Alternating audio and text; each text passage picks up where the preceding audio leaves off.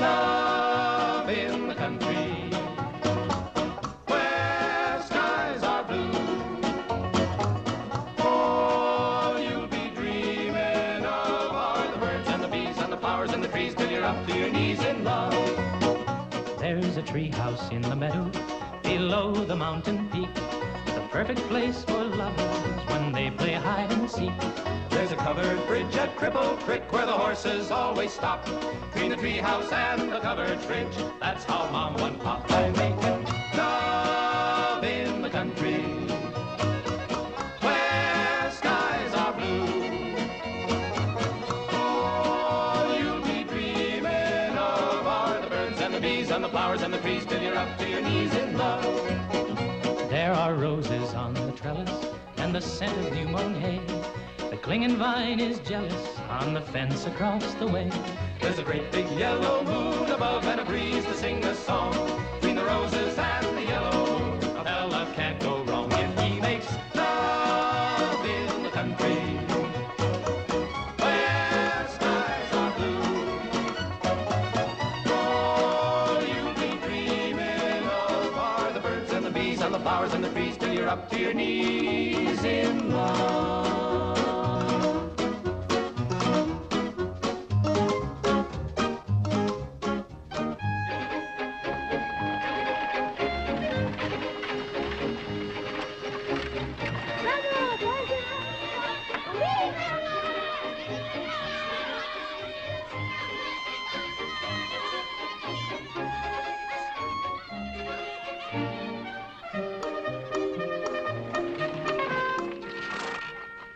Lord to goodness, not again.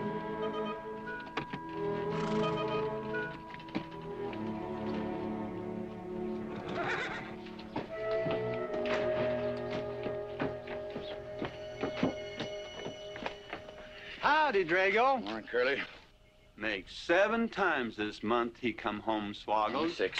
7? 6. Once was his birthday. That don't count. Give me my buggy whip.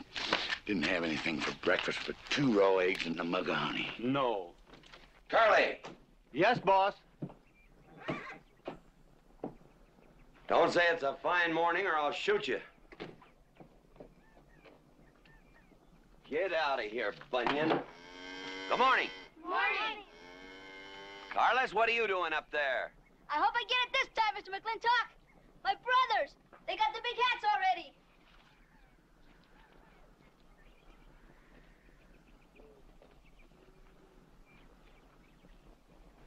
All right, let them have at it.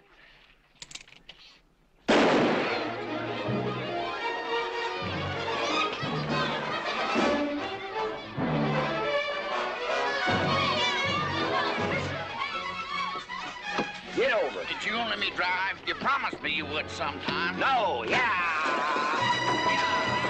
Boss, you better watch that turn onto the road. You're gonna kill both of us one of these days. Thank you, Mr. Boss.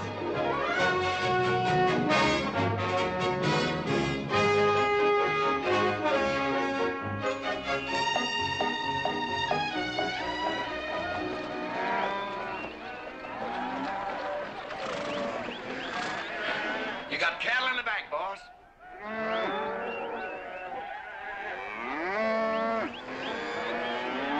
Yeah. Give it up, yeah.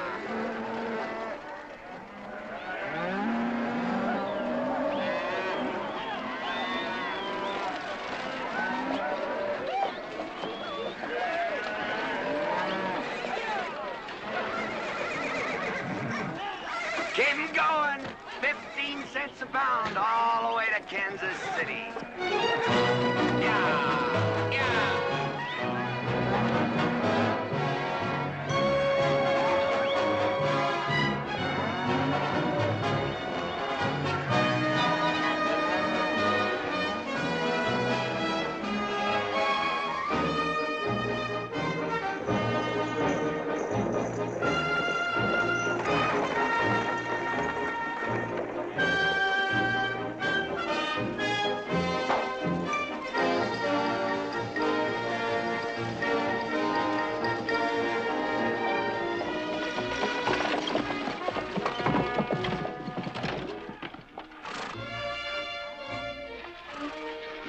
there's one old pensioner I wished you would pass up. Bunny? Yeah. I knew where I'd seen his face before. He's an old timer. He's just been around town a couple of years. Oh, you have no milk of human kindness. Morning, Mr. McLintock. Morning, Bunny. Well, I can see you're in good health. Never felt better. Contrary to what you may hear. Me, my kidneys ain't what they used to be, and my liver's been leaving me billies. Drago?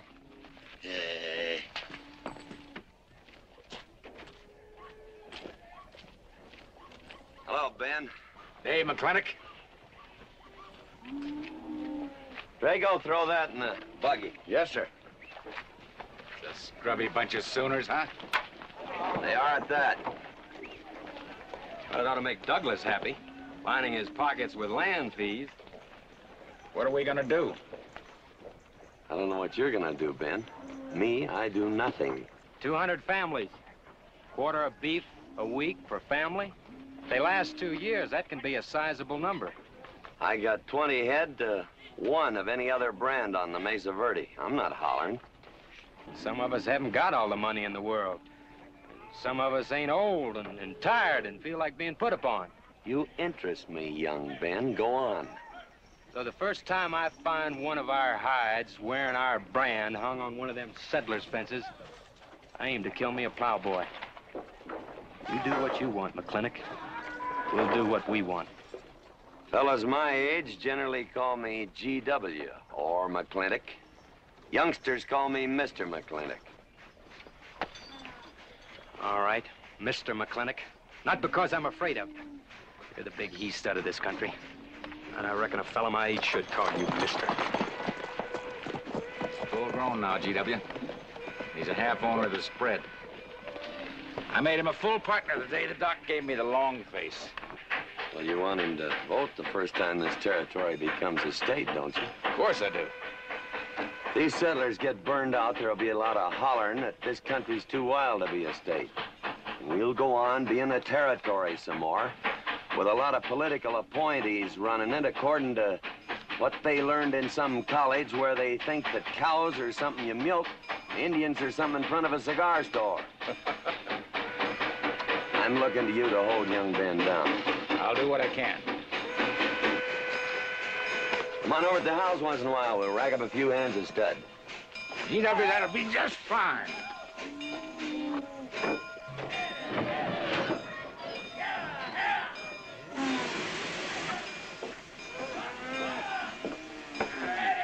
It's a nice morning, ain't it, boss? Everybody's entitled to their own opinion. Like that again, eh? Here's something that'll cheer you up. About 1,000 head. I figure they'll bring about 1,250. They're not as fat as I'd like to ship. They all off the North Range? Yes, sir. Settlers. Every one of them with a plow and a Bible. Not the slightest idea what the range is for. Drago! Drag out that hog leg. Yes, sir. Give me some attention.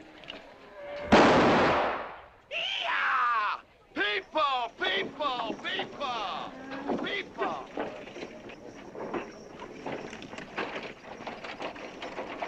Come on, all of you. Gather around. People, come on. Gather around. I'm McLintock. You people plan to homestead and farm the Mesa Verde. Yes, sir. The government give us each 160 acres. The government never gave anybody anything. Some years back, a lot like you came in.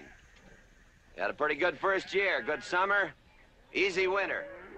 But the next year, the last rain was in February. And by June, even the jackrabbits had sense enough to get off the mesa. Folks, do you know who that is? That's McLintock. George Washington McLintock. I told him that, Douglas. He controls the water rights on 200 square miles of range. You know that lumber you got? It came from his land. Cut by his loggers and milled in his mills. Douglas, I come close to killing you a couple of times when we were younger. Saddens me I didn't. Can you imagine a man who owns all that? Oh, and mines, too. I forgot to mention them. All that. And he's begrudging poor people a measly 160 acres. That right, Mr. McLintock? You begrudge us a little free land? There's no such thing as free land. You make these homesteads go, you'll have earned every acre of it. But you just can't make them go on the Mesa Verde. God made that country for buffalo. Serves pretty well for cattle. But it hates the plow. And even the government should know that you can't farm 6,000 feet above sea level. Any trouble, Mr. McLintock? No trouble, Jeff.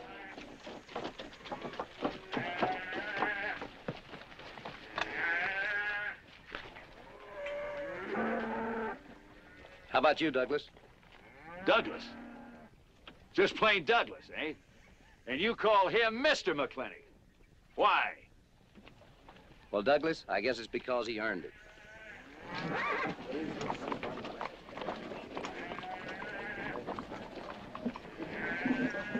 Mr. McLintock? Yeah? I'm a good hand with cattle, Mr. McLintock. I'd like a job.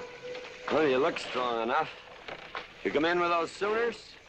Well, yes, sir, but we don't have a homestead. Can't use you.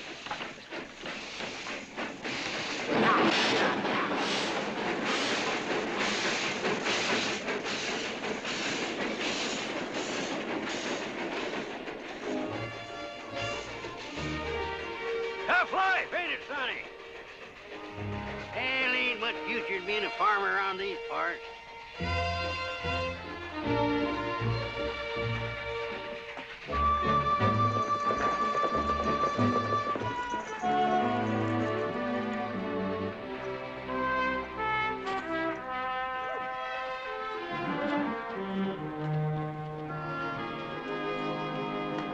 Ladies, this is the finest Chantilly lace available anywhere. Chantilly, Mr. Birnbaum. Well, believe me, it's the best. Oh, excuse me, please. Look around. Take your time. Drago, I got 1,000 Havana cigars and 12 of those hats for you over there. Them well, big hats ain't gonna last long the way some folks have been dipping into that red eye these days. Uh-oh. Good morning, G.W. Good morning. I stole some stick candy. Please, help yourself. Come on in. Davy, you can forget about saddling up the horse. Come in here. Problem? Yes. Well, if I were blacks, I'd move Queen's Bishop to King 4. Yeah, you might be right. You know, I was just starting to work this out when the letter came. Letter? It was... What happened? Don't you want me...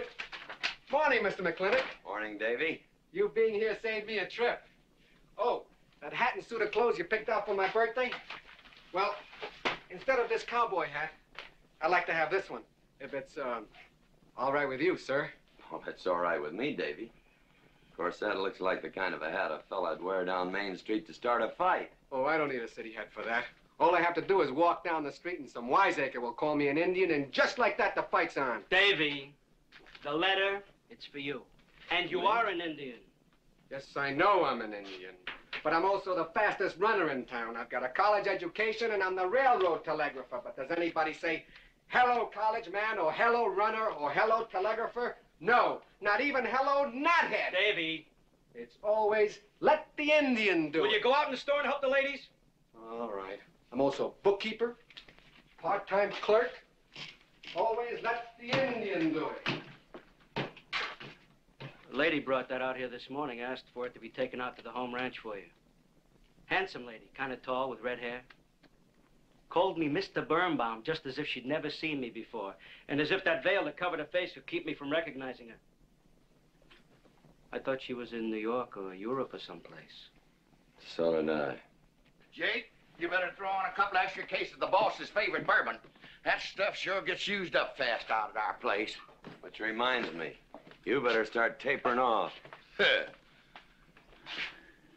Katherine's in town. Katie?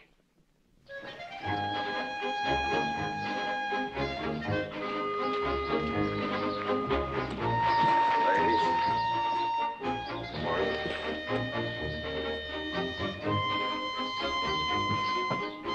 Morning, Mr. McLintock. Morning, Mr. Morning, McLintock. gentlemen.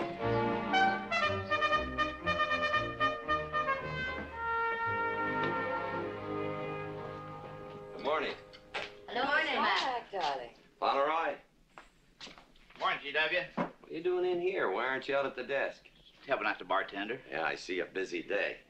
Give me the key to room 17. What? 17, and don't advertise it. Here they come, Mr. McLintock.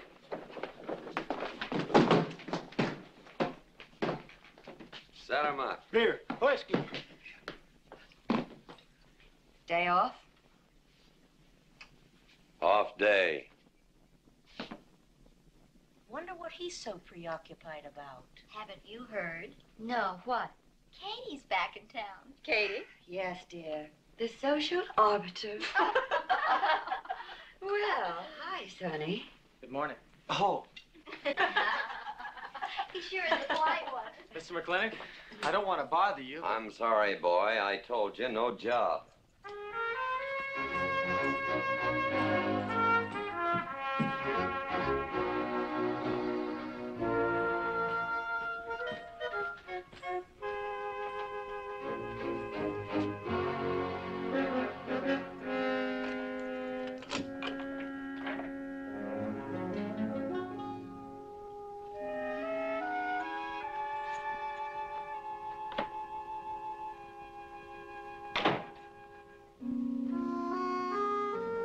Katherine? George Washington McLintock.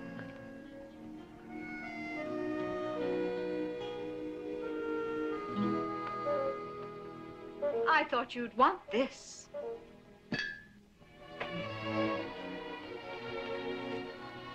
First dig of the spur. But who am I to upset your plans? Don't you feel kind of silly? I never feel silly. It's because you have no sense of humor. Why couldn't we sit down in the hotel dining room and talk about whatever it is you want to talk about? Or why couldn't you just come over to the house? And have everybody know that we're meeting. Everybody knows, and what's the difference? We're married.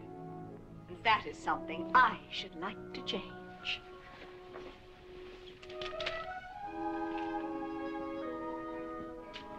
You know the answer, Katie. That isn't why you sent for me. Let's get to the rat killing. That's just the kind of remark that's always endeared you to me.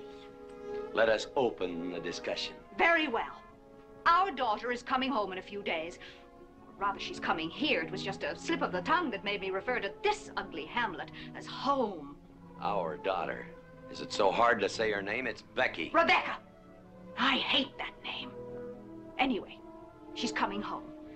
And I hope to persuade you to let her live with me. Part of the time in the capital, part of the time in New York, and, of course, Newport during the season.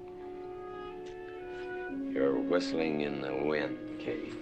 If she stays here, she'll become just as crude and as vulgar as all of this country. And if she goes your way, she'll be all show and no stay.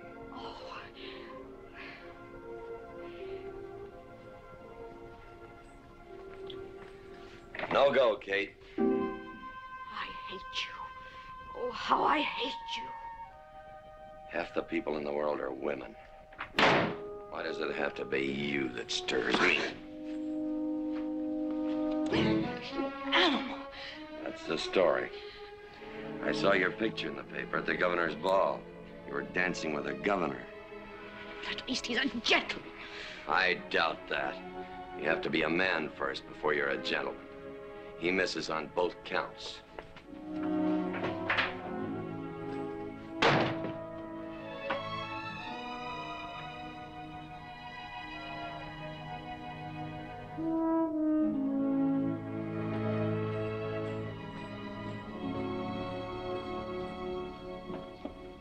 Hey, Sonny, you gonna ask him again?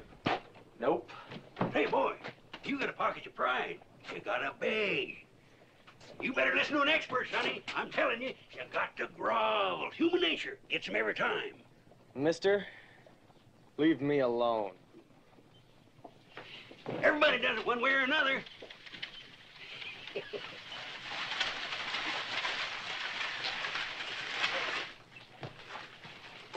About that job, Mr. McLintock. I already told you, son, I've got no need for farmers or use for them. Just 1 minute, Mr. McLintock. My father died last month. That's how come we lost our homestead. I've got a mother and a little sister to feed. I need that job badly.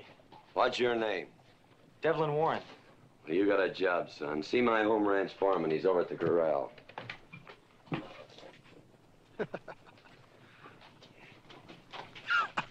Step down off of that carriage, mister.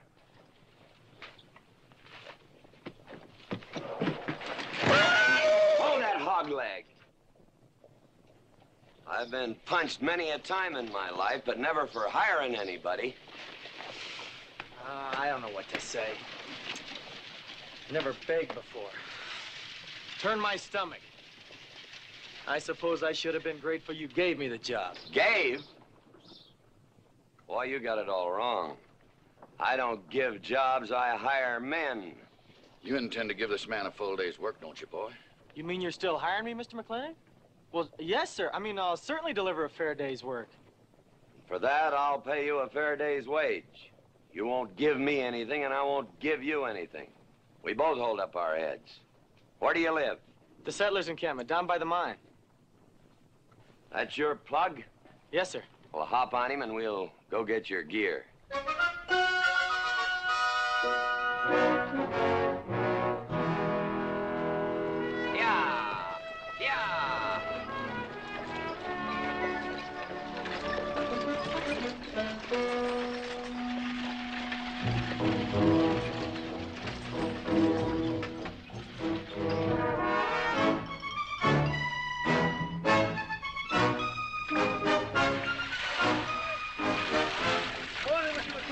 Morning, Mr. Poor Boy.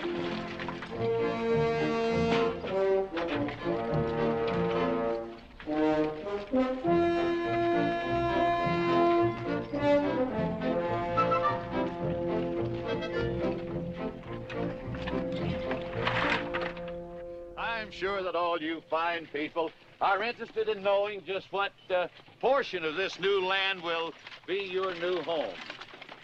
Oh, Jones and McAllister, since you've been more or less the leaders of our group, I'd like to have you come up and check the exact location.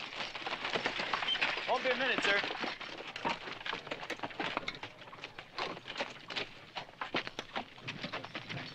Go after that boy and give him $30. Tell him McLintock pays these riders a month in advance. From the looks of things, they could sure use it, too.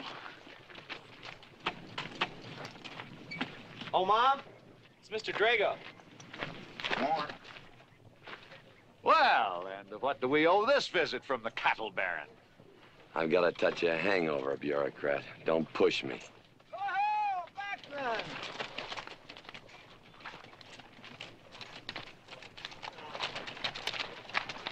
Say, those are Indians. Are there Indians in this homestead land? Friendly Indians, my boy. Oh, Macklin! Oh, Running Buffalo!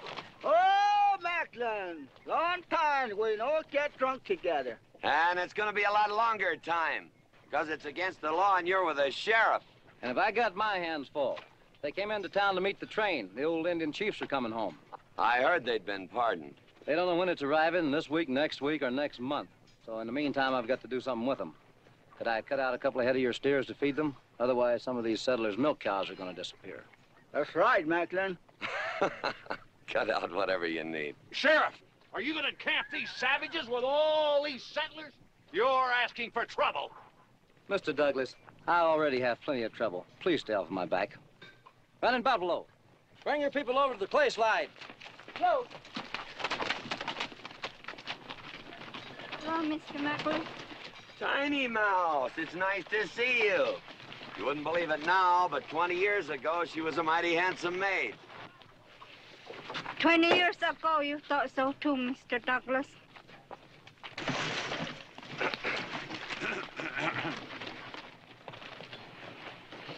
It was just like this. I had a dead beat on old Running Buffalo, and my sharp 50 caliber misfired. That's back in that trouble in the 40s. Remember? I remember. Hey, you won't tell you something come directly from heaven? No.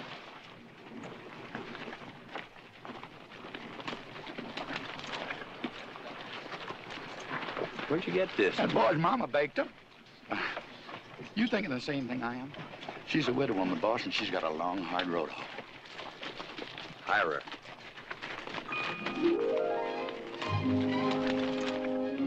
I always said you had a heap of sense. Mr. McLintock, this is my mother. Your mother? And my sister. Pleased to meet you, Mr. McLintock. Ma'am, this here's my boss, and he has a few choice words to say about your biscuits. Yes, Mr. McLintock? Huh? They're great.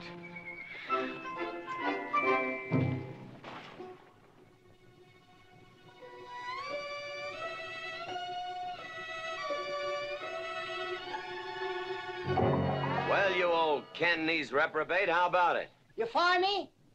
I'd kill myself. I'm not talking about firing you, I'm retiring you. You've been rustling food for us for 30 years. We're gonna put you out to pasture. All you'll have to do is give advice. Be one of the family. I'd kill myself. I may save you the trouble. But Ching, you kill yourself, I'll cut off your pigtail and you ain't never gonna get to heaven. I'll be one of our family. I give you my solemn word. But you call me family. Drink too much, get in fights, yell all the time.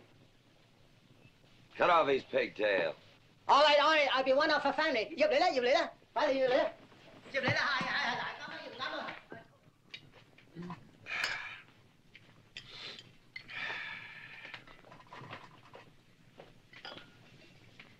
I hope everything is satisfactory.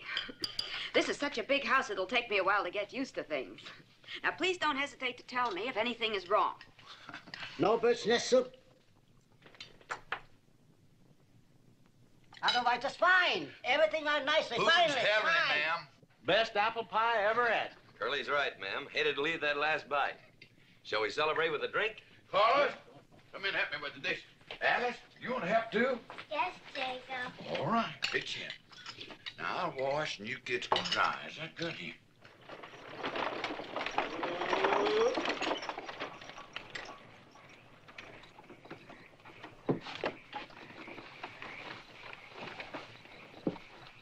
Don't seem possible one woman could use all them clothes.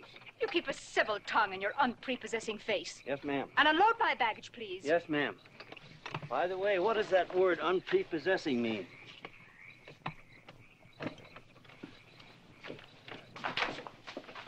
Miss McLintock. Oh, hello, Carlos. Run and help the driver with my luggage. I couldn't trust anyone else in this house to do anything correctly. Luggage? Give him a hand, Curly. Yes, boss. Mr. McLintock? Are you moving back in? Yes, but nothing has changed except my place of residence. And I'd be willing to put up with savages rather than be denied the company of my daughter. And I'm proving that by moving in here. Mr. McLintock, since it's my first day, would you excuse me if I, Go ahead. Oh, Katherine, this is, Dev Warren. He joined the outfit today. Please, ma'am. Thank you. Well, how refreshing. A polite young man here. Where did he come from? He's a farmer. A farmer? Well, I'll be doggone. Kate, welcome home. What on earth are you doing in that idiotic-looking outfit? And don't you dare call me Kate. That's my butling suit. I'm butling for the boss. And I'm sorry, Katherine, that Kate kind of slipped out from the times I remembered you as being nice people.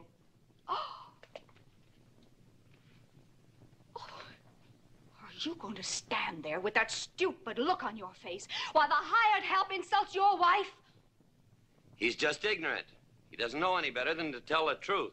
And I can't help this stupid look. I started acquiring it as you gained in social prominence. Mrs. McLintock, where do you want I should... What? Put him in the master bedroom. Yes.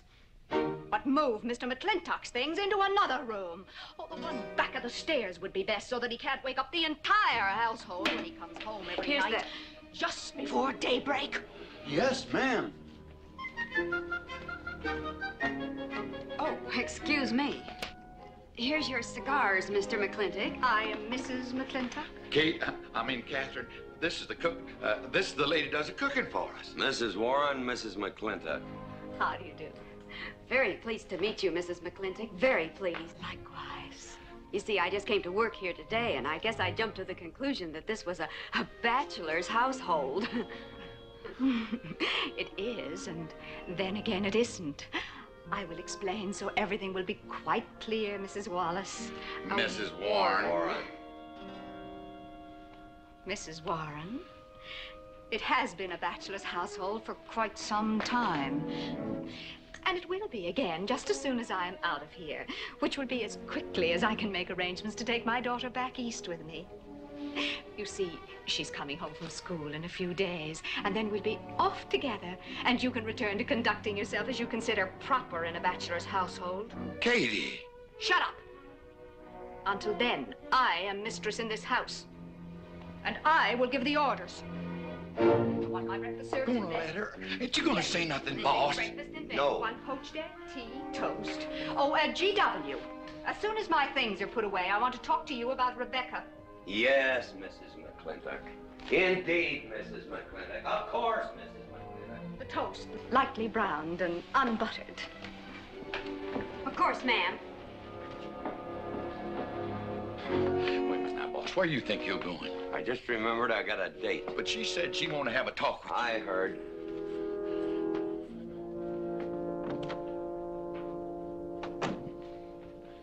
Good evening, Lem. Good evening, Mr. Mack. Yep. Say, Mr. Mack, what does unprepossessing mean? I was called that once, Lem. Looked it up in the dictionary. It's best you don't know what it means. Uh-huh. Thank you. You're up.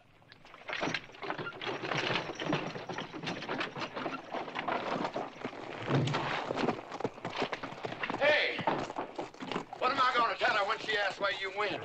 When in doubt, tell the truth. She wouldn't expect that from you anyway. Where's Mr. McLintock going? There he goes, burning his last bridge. You see a yellow streak about a foot wide running up down his backbone. Well, Mr. McLintock? He ain't afraid of nothing. I once thought that.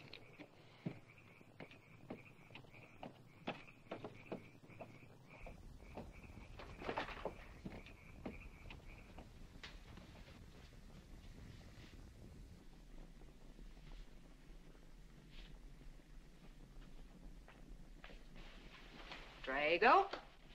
Yes, ma'am. Was that, He took off, lit out. I told him I wanted to talk to him. Yes, ma'am. I was standing right over here when you said it, and I was standing right out there on those front steps when he walked up to a horse, grabbed a hunk of mane, stepped up on him, and sunk spur. Where did he go? Last time I saw him, he's going east. But you know him, he's liable to go north, south, or west. Get me a carriage. Yes, ma'am, but But what? maybe you shouldn't follow him into maybe where he's going into. What does that mean? I don't know, but I wish I hadn't have said it. Just get the carriage. Yes, ma'am. What happened? Get the Bruce. Baruch? Hitch it up. She wants to go to town. But Mr. McLintock never said anything to me about it. Look, young fella, I'm the ramrod around this place, and you better start giving me a yes, sir. You're gonna get the roof of this house pulled down on your head. Yes, sir.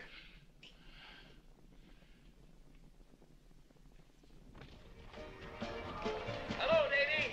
Hi, Mr. McLintock. No broom, eh? Quick, please. Hello, Bunny. How is everything? Oh, fine, fine, Mr. McLintock. I'll get you next time.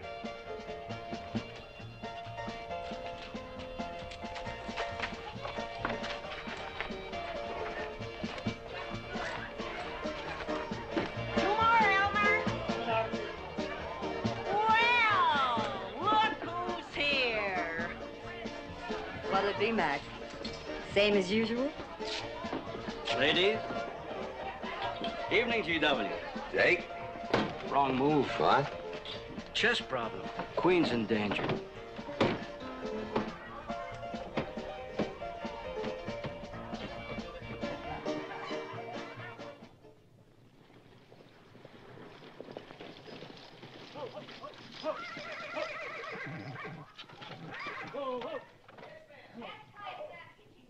I suppose you can do that. Camille, you're on your own. Mr. McLintock?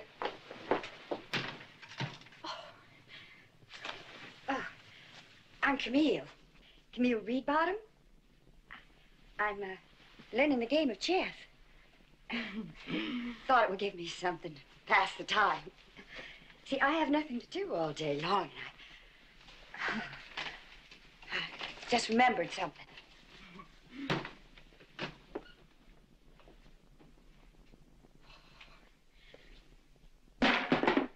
Katherine, I didn't hear you come in. Mr. McLintock, I told you that I wanted to talk to you. Not now. Could I get your glass of sherry, Katherine? Oh, thank you, Mr. Birnbaum. I could use one. I came into town behind a runaway team. Drago never could handle horses. It was that young man whose mother pretends to be your cook. Katherine, your wine. Oh, thank you, Mr. Birnbaum.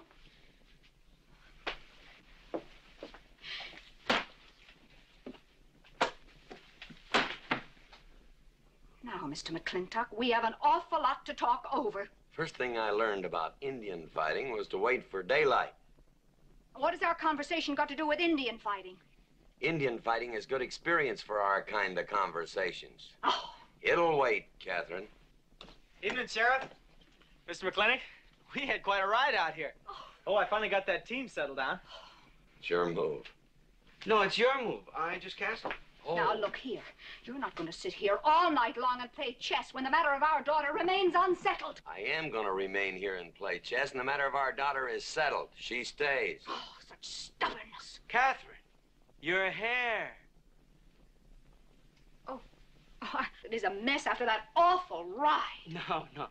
It's just that I haven't seen you for a long time. And it seems to me the last time I saw you, your hair was a little darker, no?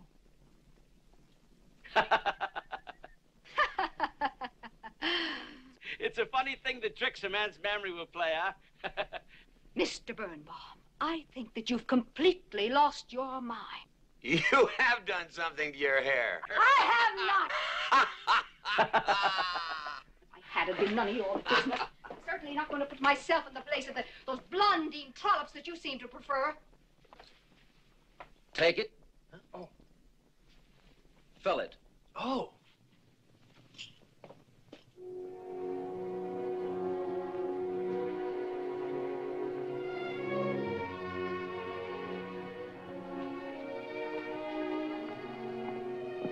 Morning. You fellas still at it all night? A McLintock never quits. But a Birnbaum has to. Besides, the game is over. You got me. Oh, no, Mr. Birnbaum. You still got a good game. Oh, you play chess. Please, take over.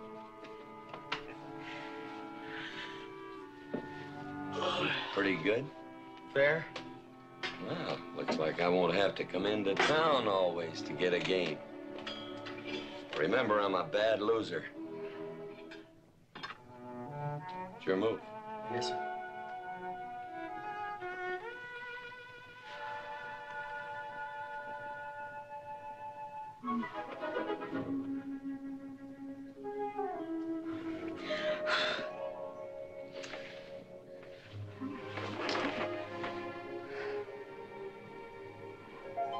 Good morning.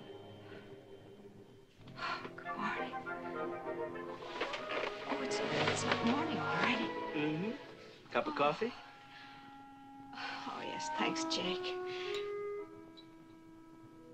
You're welcome, Katherine. Got any cream? Canned cow's milk. That'll do. Good old condensed milk. That reminds me. I was cleaning out my desk the other day. I found something I wanted to return to you.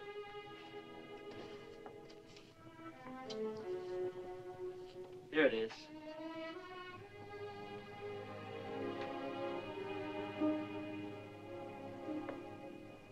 It's a medal, remember? From the President of the United States of America to First Sergeant Michael Patrick Gilhooly for bravery above and beyond the call of duty. It's your papa. Reminds me of the first time I ever saw you. It was over 17 years ago. You walked into my store, not much bigger than the bundle you were carrying. And in the bundle was the most beautiful baby I ever saw. And was she hungry? Walked all the way from Superstition Creek just to trade me that medal for a case of canned milk. GW was off somewhere as usual, fighting Indians. Sheriff! Sheriff Lord! Well, have you seen the sheriff? Kind of early for him. To try his house? Why didn't I think of that? Looks like Birnbaum's is open. Maybe somebody in here knows. So there you are, Sheriff. I told you you were headed for trouble.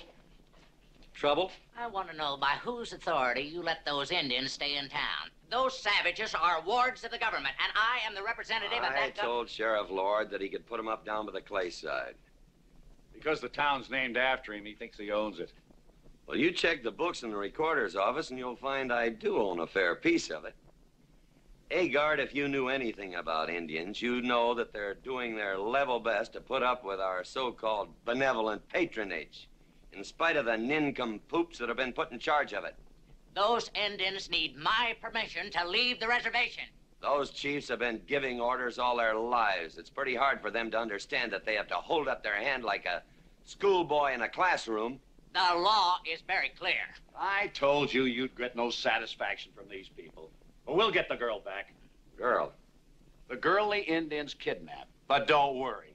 I armed the settlers and set them to rounding up those red devils. What is this about a girl? Millie Jones, one of the settlers' daughters. The Indians kidnapped her. That's ridiculous. And you turned loose a lot of farmers with shotguns? I certainly did. You're insane. Let's go, Sheriff. Mr. Douglas, Oh, Miss McLintock. much as I hate to agree with GW about anything, you haven't changed a bit. You're still an hysterical fool.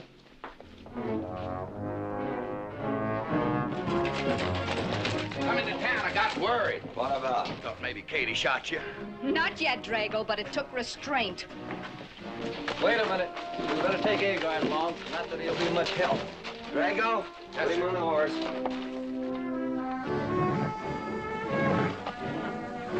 Just a minute. Well, I'll drive. Yes, sir. Agard, what are you doing? Agard! Agard, this is serious. Stay with him, Agard. Stay with him. Agar, will you stop showing off and getting this buggy? Mercy. Mercy. That horse is a little green.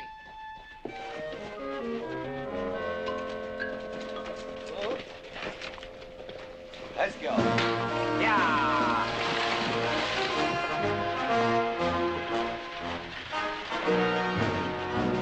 Just where do you think you're going? Don't use that range, boss. Tone of voice with me.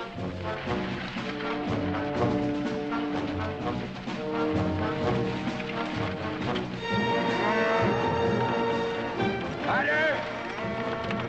Headed for Mr. Poor Boy's mine. Mount up some riders. Right, boss.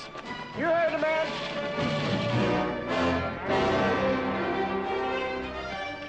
I don't like it, Mr. McLintock. I don't like it one bit. What don't you like? They're planning to hang an Indian.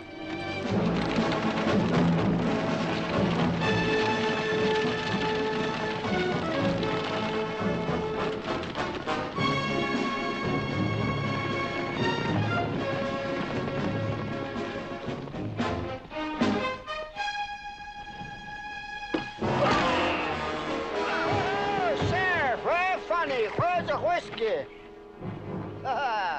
Hold that! Not so fast, Mr. Boss of the whole country. Unless you want to wear a big hole in your middle. How long is GW going to let that cheechawker push him around?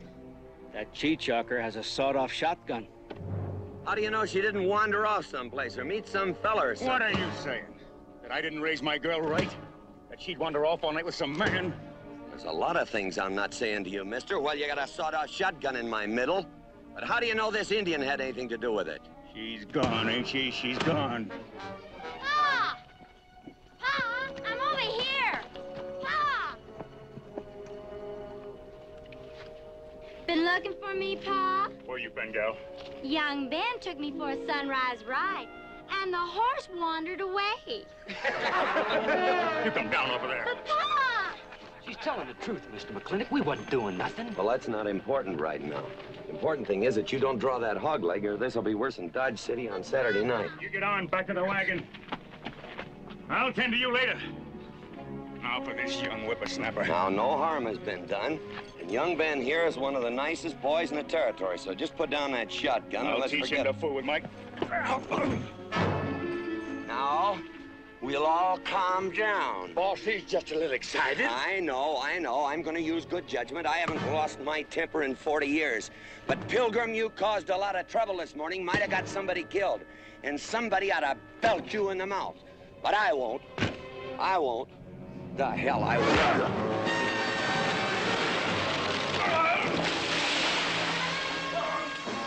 McLintock Rider!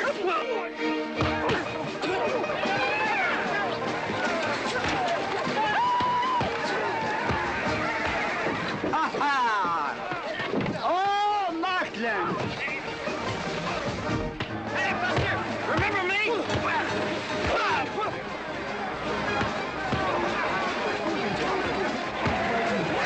Hello, sir. Nice party.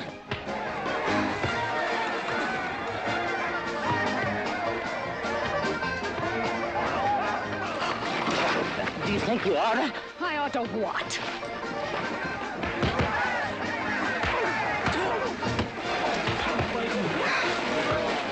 Why, you...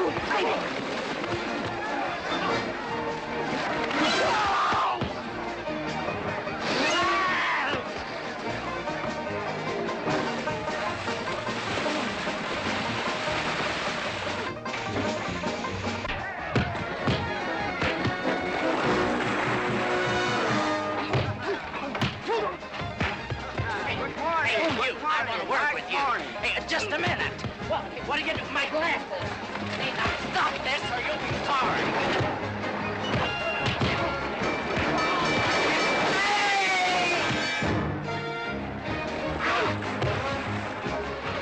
Stay out of this, Jake. It's everybody's war.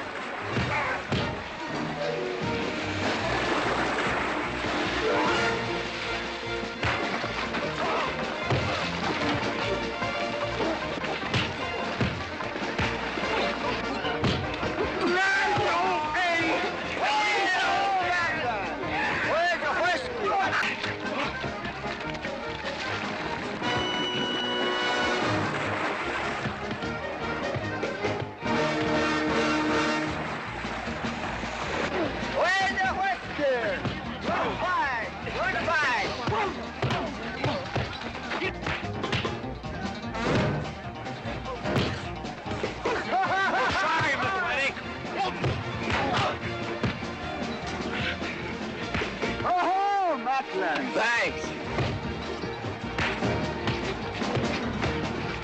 Aha! It's very funny. Yeah, very funny.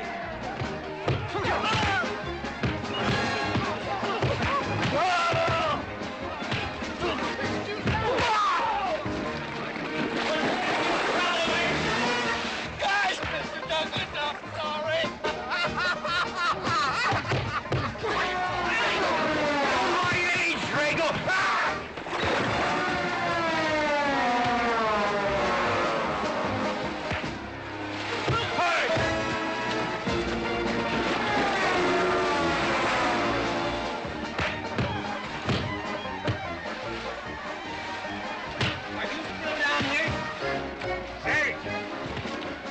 Wanted away, huh? Honest, Mr. Jones, honest. Oh! Get out of my way. Nice left. Thanks.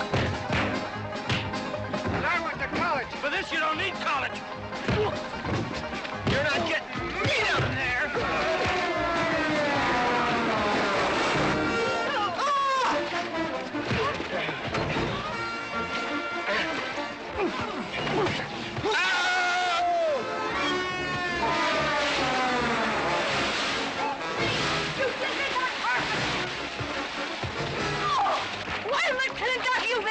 Good morning to you McLintock. Buddy, you big...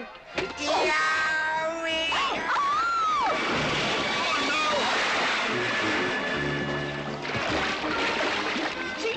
McLintock, you big, great big clumsy.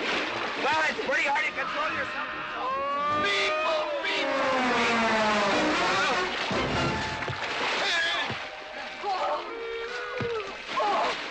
Oh, Macklin!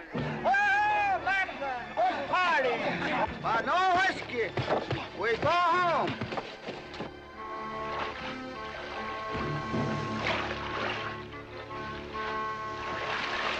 You and your friends! Well, we at least saved your hat. Oh.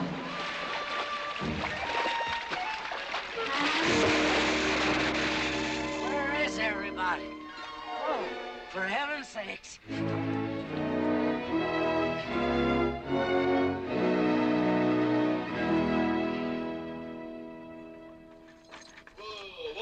Drago, will you never learn how to handle a team? Yes, ma'am, I'll sure try. I'll tell you that now. Try me, family. You want to lose your pigtail? I lose face. Lousy lot of tips. You want to lose more than that?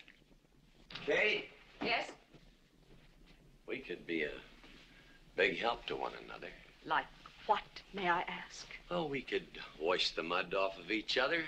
We used to have quite good times doing that sort of thing. There are a lot of things we used to do. Good night, Mr. McLintock.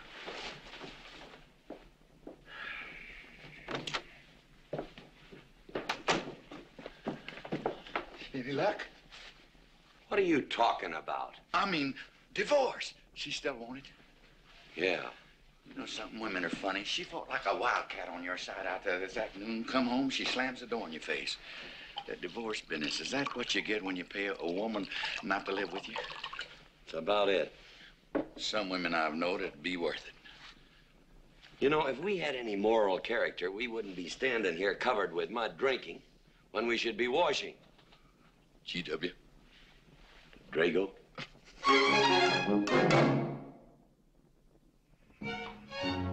Miss Warren, these biscuits. Mmm. Oh, thank you, Drago.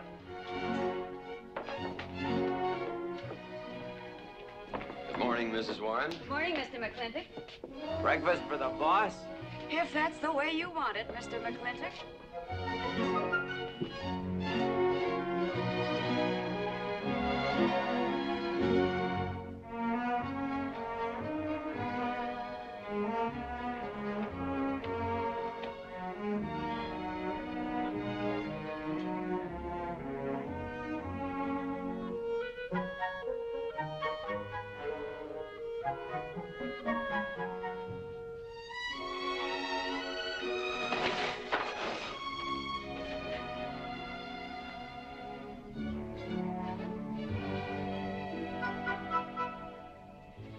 One poached egg, tea, toast, lightly browned, and Why, Mrs. McLintock, you have a black eye. I do. Ooh.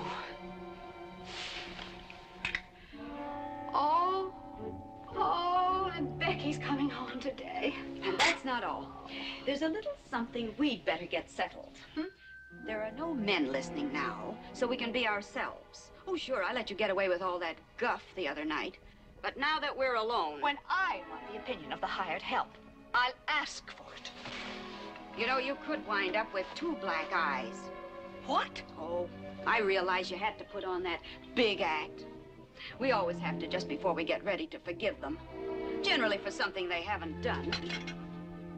But you and I both know that's just to keep them from getting the idea they run things. McLintock give you that black eye? No. Nobody gave it to me. I want it.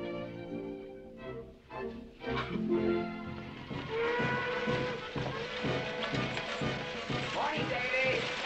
Morning, Mrs. Beach. Mr. Beach.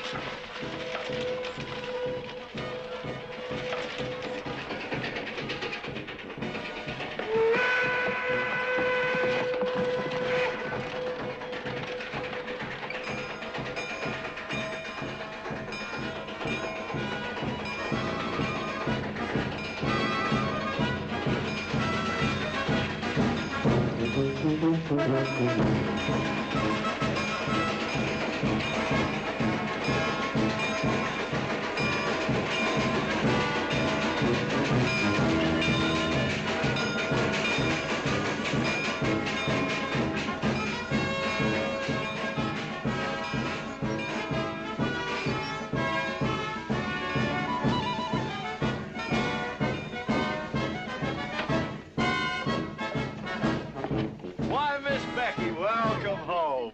Hi, Dad. My boy! Good to see you again. Daddy! Well,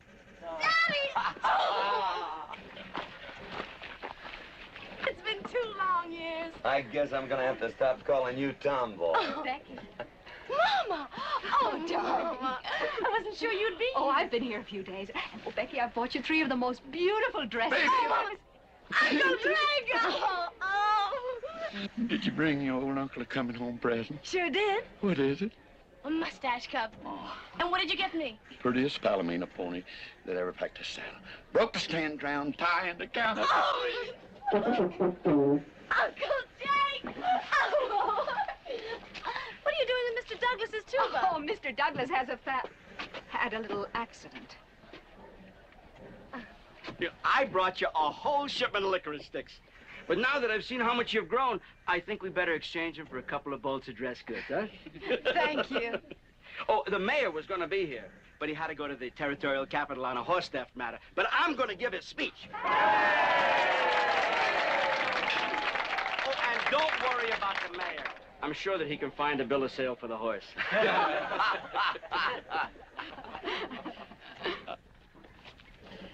Ladies and gentlemen, we are here to welcome the fairest...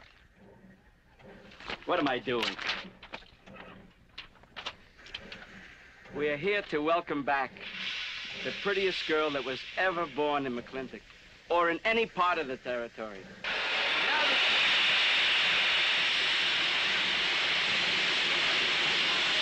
Hey, Davey! Yeah? Got something for you. Yardmaster up at the junction told me to let him ride, so I locked him in here. I've had my scalp a long time, and I aim to keep it.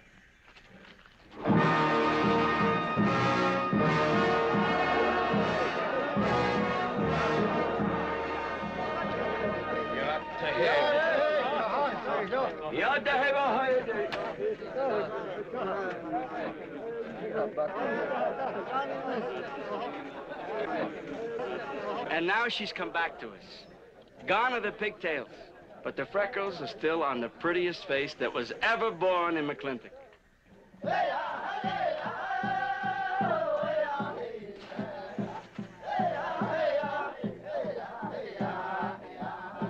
Hey, that's Puma. And it's true. The government did turn them loose. Good old Puma. I'll never forget when he brought G.W. home. Your father had a hole in his chest and 104 fever. Of course, they weren't very mannerly about it. He came past the house at a high lope and threw him on the doorstep. And you do remember them good old days, don't you, Katie? Katherine.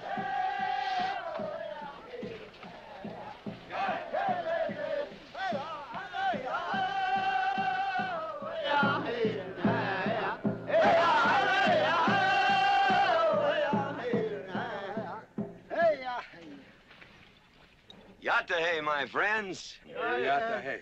Puma, honored enemy. Does big McLintock forget? Also blood brother. No, I'll never forget that. All wound. Does it hurt still? I feel it when it comes on to rain. An inch higher and I wouldn't have had to worry. Our big McLintock, that was remembered fight. We return with news. Our people have more trouble. You see, I learned good English now, big McLintock. Learned in white man's jail. But we would have you talk our cause at government hearing.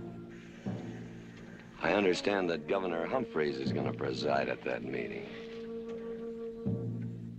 Yes, Puma, I'll translate your wishes. Mr. McLintock, could I impose upon you to use your Comanche to tell these Puma chiefs... is chief of the Comanches, and he speaks English very well. Oh, well, Your people will have to follow my instructions to the letter. It is the law of the land.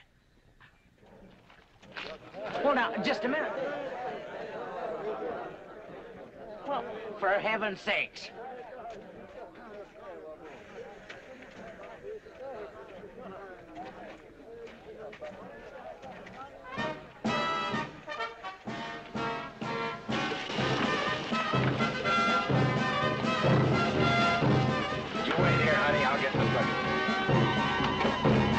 Going to the clinic party? Surely. Will I see you there, Beth? Of course, Davy, and you can have the first name. Sis? Don't want any sister of mine talking to strangers.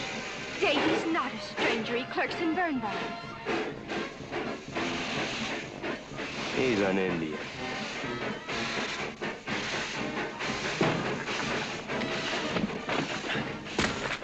Darn you, Drago!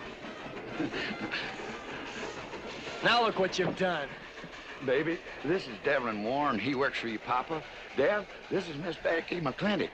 Those are my things. Yes, ma'am. Oh, I'd have known you anywhere, Miss Becky. What do you mean? Oh, I mean, you look so much like your mother. Or even prettier. Oh, Mr. Warren. Mother's much prettier than I am. Many a fight started with words like that. Come on, get in the buggy. Hello, Ching. We got jelly pie for dinner. Oh. I'm not cooking. No, he's not. Junior! Yes, Miss Becky. You remember Junior Douglas, Mama? Oh, of course. How's college? Valedictorian, 95. Oh, congratulations. Oh, Mr. and Mrs. Douglas, we will see you at the party, of course. Oh, delighted.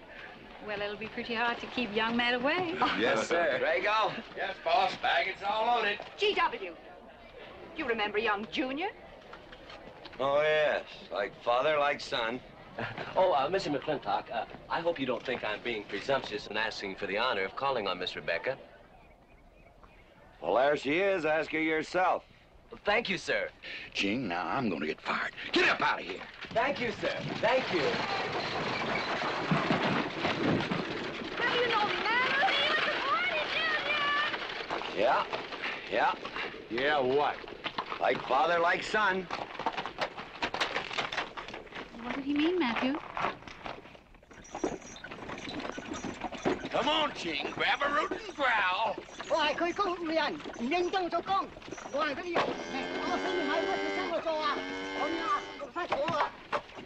you're doing a good job, Miss McLintock. Thank you, Miss Flora. Deb, when you're finished there, go over and help Drago with the beer cakes. Yes, Mom. Deb, could you come and help me a minute?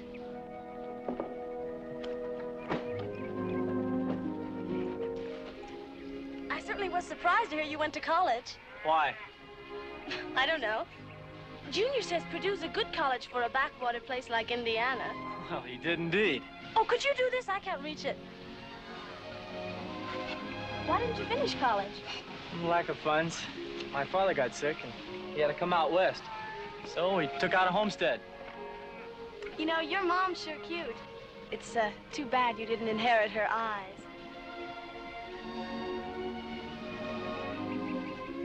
Well, you'd been lucky if you'd inherited a few things from your father. Oh, really? For instance? There's common sense, for instance. Common sense? Yeah. You don't see him being fooled by some dude like Junior Douglas. Junior's not a dude. He's nifty. This needs a woman's touch. And besides, he got a letter at college. What sport? Glee club. Very strenuous. Oh! Don't you dare hug me! Oh! I have no intention of hugging you. Oh!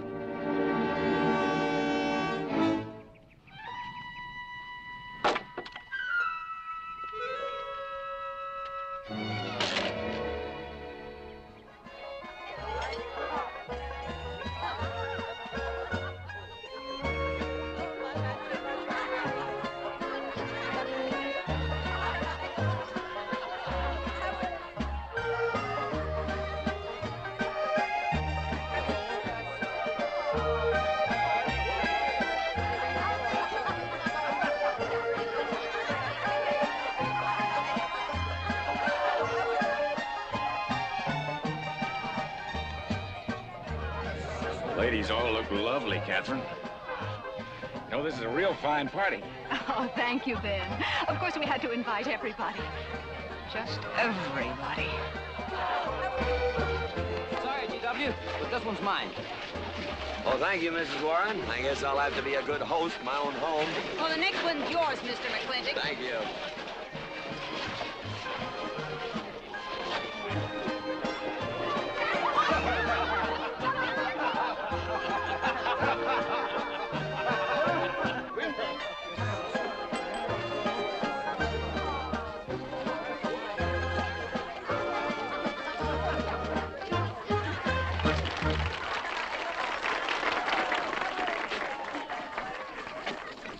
Drago, go and do what I told you to do. Oh, Katie. Katherine, and do as you're told. Oh, Drago, Do this, Drago, do that. Yeah! People, people, people.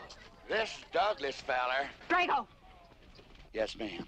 Matt Douglas, Jr. is going to bring you folks some of the latest terpsichorean dance steps, brand new, brought by him directly from New York City. All right, Mr. Fiddler.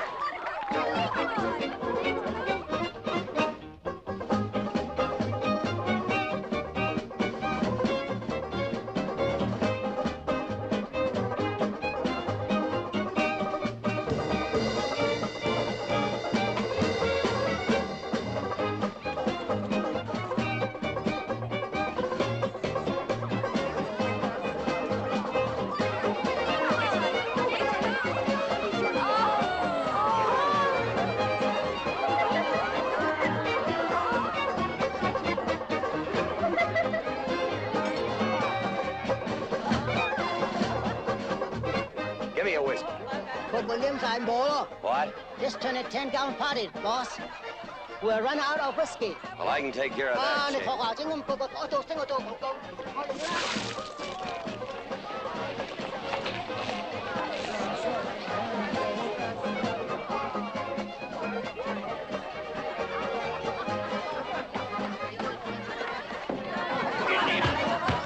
Indian. And you still got any ideas about asking my sister to dance? Get up and we can do this all over again. Yes! That's enough. You fought it. It's all over. Quit butting in, Birnbaum. He's a hired man, not your son. Look, you fought him fair and square. I don't think it was so fair and square. Well, you want to take up where he left off? If I did, you wouldn't find it so easy. Now we've had enough of this. Well, when are you gonna quit walking away? Just as soon as we're out of sight of the party. Little lesson I learned back home, don't fight in front of women. Well, we're out of sight now. So we are.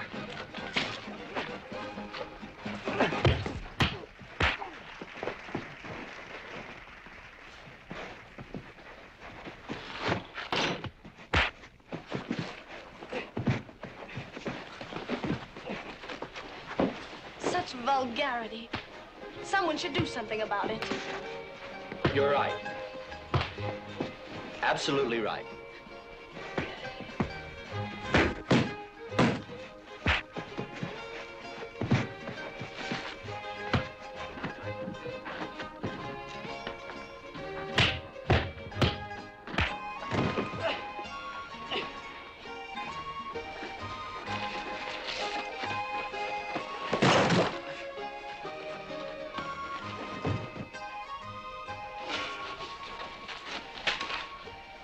Young man?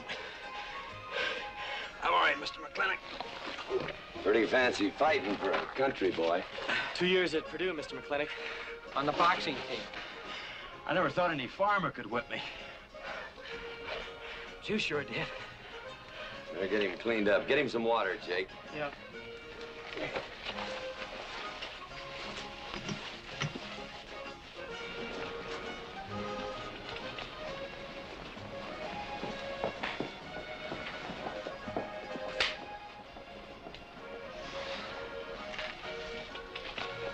Get yourself cleaned up. Go ask that girl for a dance. Who? Oh! Did I miss one? Where is he? I'll find him, that young whippersnapper. Trouble. Where is that farmer boy? Where is he? Where is he, G.W.? Oh, so you're the young farmer boy that whipped my nephew. Well, I'm Fauntleroy Sage, young Ben's uncle. Well, I'm no farmer, but if you're young Ben's uncle, yes, I whipped him.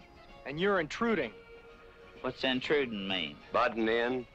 Oh, so he's insulting me. Well, then I got another reason for walloping him. Besides, on account of him thrashing my nephew, young Ben. Fauntleroy, you can't get mixed up in these youngsters' quarrel. Family honor. I can't have said a farmer whipped a sage. You're twice his size. Don't let that bother you, Mr. McLintock. Mr. Fauntleroy insists. I'll just have to teach him the same lesson.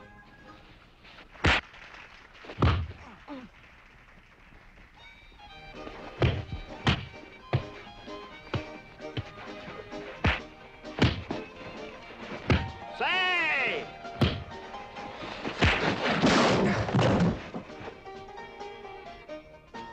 Sorry, young feller. Hate to have to do that, young fella. No hard feelings. Not yet. Not yet what? I mean, that isn't all. Now, wait a minute. Fauntleroy, we're gonna make this a fair fight. Of course we are. Of course we are, G.W. There'll be none of this. I wouldn't do that, G.W. You wouldn't do... No, I wouldn't do that. And Dev, I don't want you kicking Fauntleroy in the knee. He didn't do no such thing. And none of this nose twisting. He's all yours.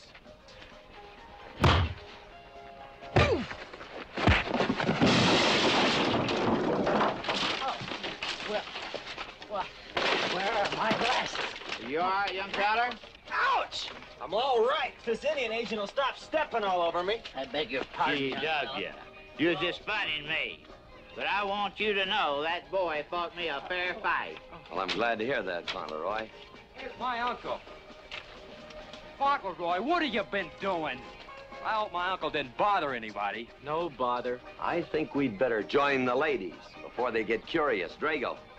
Fauntleroy, let's line them all up for a dosey-do. Jake, you think tincture of arnica would help? Could be. Used to help you. Gentlemen, to the medicine cabinet.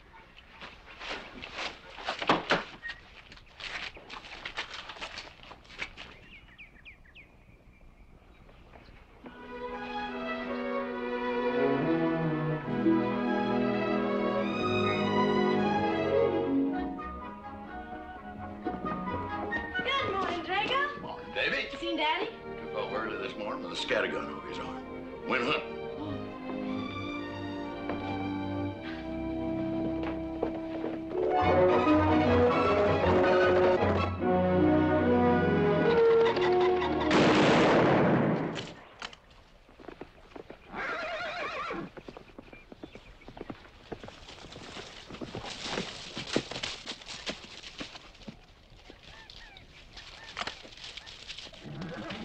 Morning, Daddy.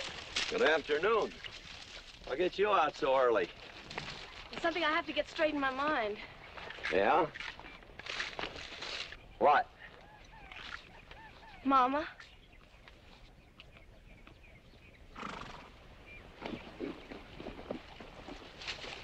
Why'd you and Mama stop living together, Daddy? Why'd you separate? Aren't you going to answer me? No, It's sort of my business, I think. I don't. Is it another woman? Usually is. At your age, you always know what's usual. Is it Mrs. Warren?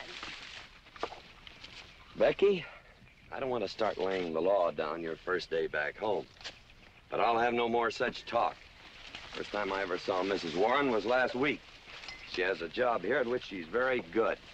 And I hope you'll have the good manners to not pry into other people's business. Your mother's and mine. Pretty good shot, Daddy. Oh, I can understand your trouble. Mama's often so, well, so petulant. Petulant? You learned a lot of words back east, Becky. Wish to God they'd have taught you some meanings. You were only about 6 months old when your mother stayed alone with you in a sod hut under 8 foot of snow. Well, I moved the herd 300 miles south to try and save it. Saved about half of it. You were a little more than a year old at the time of the great Comanche raids. We stood off 500 Plains Indians for 9 days. Petulant, Becky? I think you better go on home. See that Ching gets those birds.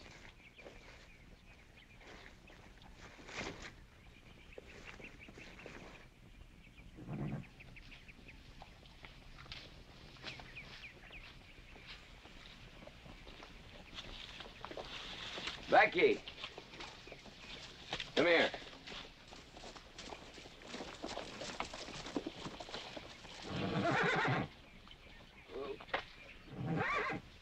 There's something I ought to tell you. Guess now's as good a time as any. You're gonna have every young buck west of the Missouri around here trying to marry you. Mostly because you're a handsome filly. But partly because I own everything in this country from here to there. They'll think you're gonna inherit it. Well, you're not. You're gonna leave most of it to, well, to the nation, really. For a park where no lumberman will cut down all the trees for houses with leaky roofs. Nobody will kill all the beaver for hats for dudes, nor murder the buffalo for robes. What I'm gonna give you is a 500 cow spread on the upper Green River. Now, that may not seem like much. It's more than we had, your mother and I. Some folks are gonna say I'm doing all this so I can sit up in the hereafter and look down on a park named after me. Or that I was disappointed in you. Didn't want you to get all that money. But the real reason, Becky, is because I love you. And I want you and some young man to have what I had. Because all the gold in the United States Treasury and all the harp music in heaven can't equal what happens between a man and a woman with all that growing together. I can't explain it any better than that.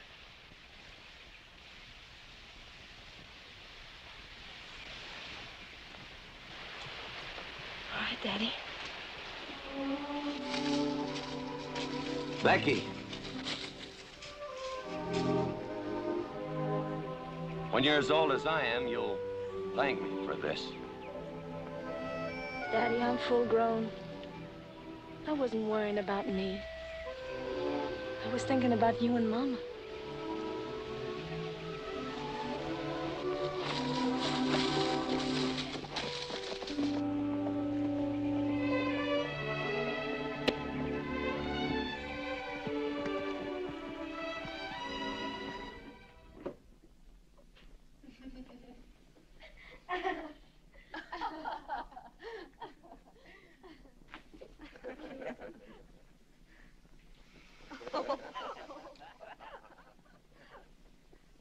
Oh.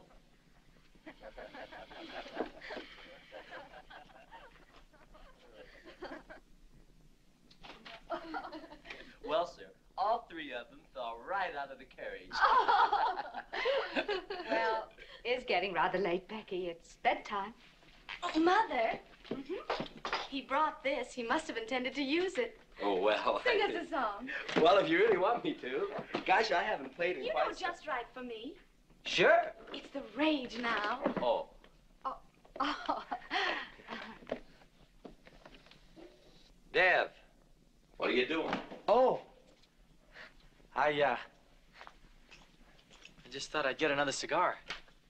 Well, you've got one in your mouth and two burning in the tray.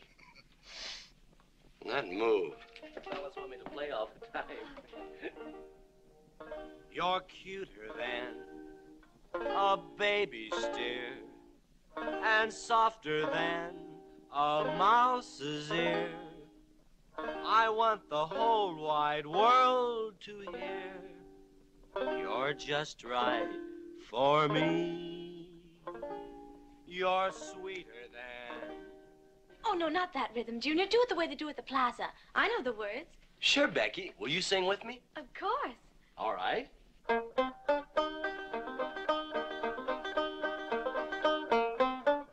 love a man who's witty and smart and clever. It's your move. Oh. Deb. You're playing like an amateur. Let's call it an evening. I'd like to know where your mind is tonight. You're sweeter than the early spring or bluebells when they start to Pretty good. You Voice like her father. feel like a king. You're just right for me. Sweeter than honey, finer than wine. I'm sure they found you on that honeysuckle vine. I would melt in your embrace. You disappear without a trace. To die like this is no disgrace. This is the time. This is the place for you. Just Right for me.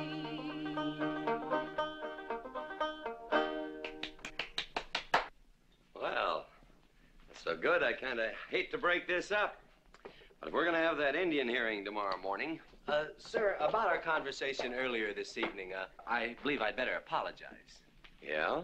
Yes, sir, I've been thinking it over, and when I called you reactionary, well, that's merely my generation's term for your generation. Nothing personal, sir. Oh, really? Well, good night, sir. Good night, Miss McLintock. Good night, and do come again. Good night, Drago. Night. Boss, what does reactionary mean? Me, I guess. He says that anyone that wanted to sell at a profit was a reactionary. Was we reactionaries back in them days when you was selling beef cattle for 6 cents a pound on the hoof? Well, no use arguing with him. College boy.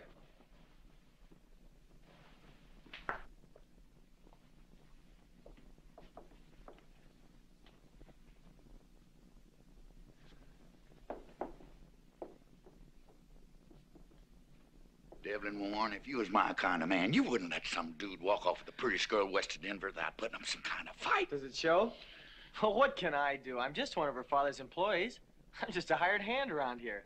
Every so often, Dev, you spill the strangest ideas.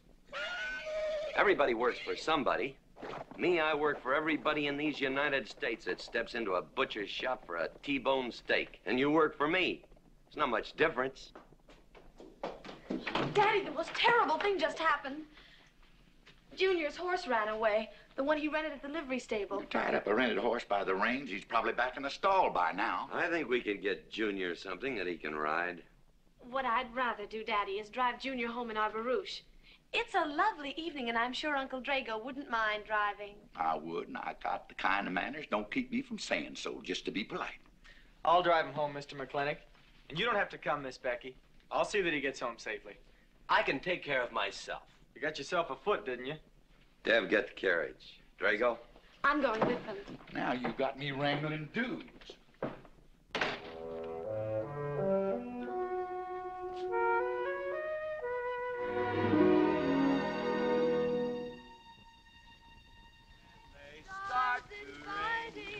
You make a man feel like a king. You're just right for me. Miss Becky, somebody better help me watch the road. You know, I'm new around here. Might take the wrong turnoff. Devlin Warren, you know there isn't a turnoff between here and town. You disappear without a trace. To die like this is no disgrace. This is time. This is Devlin Warren, what are you trying to do? Kill us? Better have your friend drive? Yeah!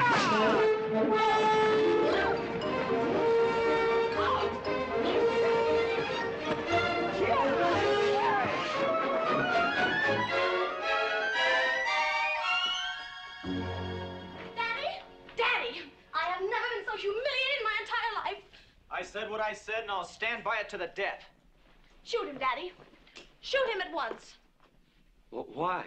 My honor is at stake. Well, now, Your Honor. Absolutely. He impugned my honor. Impugned? What does that mean?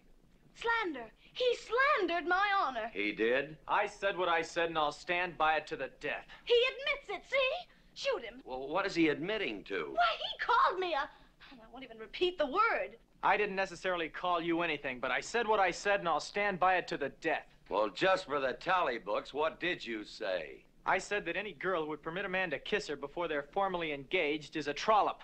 He said it again! Shoot him! Now, hold on. No, don't hold on. If you're my father, if you love me, you'll shoot him. Well, I'm your father, and I sure love you. So? Oh, you shot him! You really shot him! Hey! He dies! If he dies, he'll be the first man ever killed with a blank cartridge. We use this to start the races on the 4th. Hey! I'm on fire! Oh, you poor dear. Poor dear? You'd have had me shot in cold blood. But it didn't happen. Yelling I insulted you and all. What you need is a good spanking. Deb! Daddy! Leave me out of this. I think I'll give you what you deserve. You wouldn't dare! Oh, wouldn't I? Ah! You'll think next time before you have someone shot. And this kicking and yelling isn't gonna help you. Don't you! Oh, Daddy! Wait a minute! Daddy! Oh, Daddy! Help me! Don't! Daddy, boy! I hate you! Maureen! Maureen! Oh, G.W., was that a shot?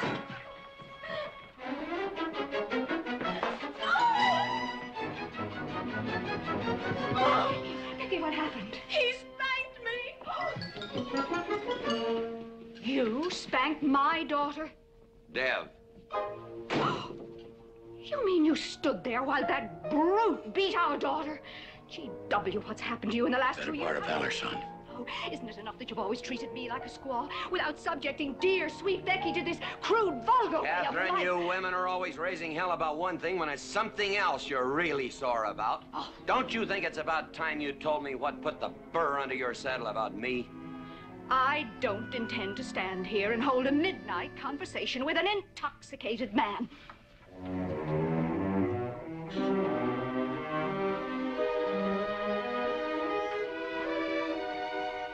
And I am not intoxicated. Yet.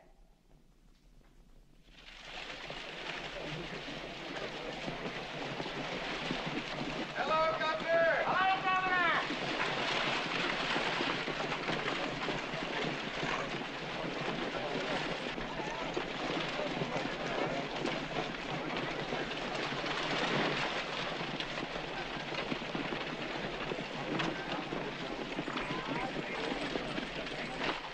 Chief, Puma? Yes, Sergeant. Big McLintock, we know you get us fair judgment. You gentlemen, follow me.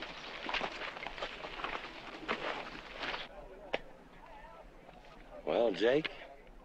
G.W.?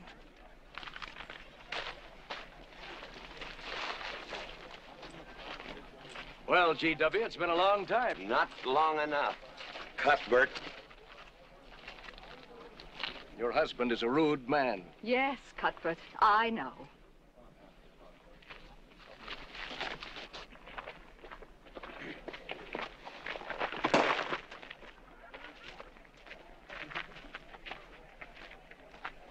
Where you want the Indians, Mr. McLintock? Mr. McLintock is not running this hearing. Sergeant, seat those Indians. Yes. Gentlemen, be seated. You know, the whole tribe here want to come into town. Proceed, Lieutenant. This hearing is now in session. Governor Cuthbert Humphreys presiding. Good luck, Daddy. Afraid it's a packed court. Government Edict number 826. Has ordered that the Comanche Nation be transferred from their present reservation to Fort Sill. It is the government's claim, as filed by Indian Agent Agard, that these chiefs, after being released from prison by a kindly government, did then rouse and incite defiance among the tribe against said order. It seems, gentlemen, that although some of these chiefs speak English, Chief Puma is quite at home in our language, they have chosen Mr. McLintock to be their spokesman. I speak for the Comanche, or rather I offer this translation. Proceed, Mr. McLintock.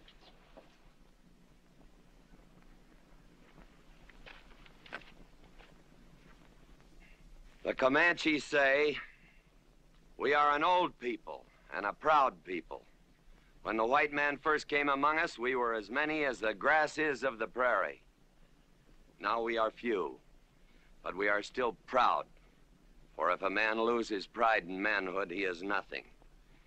You tell us now that if we will let you send us away to this place called Fort Sill, you will feed us and care for us. Let us tell you this. It is a Comanche law that no chief ever eats unless first he sees that the pots are full of meat in the lodges of the widows and orphans. It is the Comanche way of life.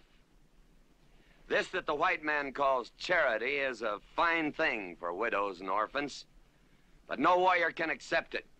For if he does, he is no longer a man. And when he is no longer a man, he is nothing. And better off dead. You say to the Comanche, you are widows and orphans. You are not men. And we, the Comanches, say we would rather be dead. It will not be a remembered fight when you kill us, because we are few now and have few weapons. But we will fight, and we will die Comanche. Thank you, Big McLintock. Am I to gather that Comanche defy the government of the United States? Yes, you may gather that the Comanche defy the United States government, or at least this commission. Gentlemen,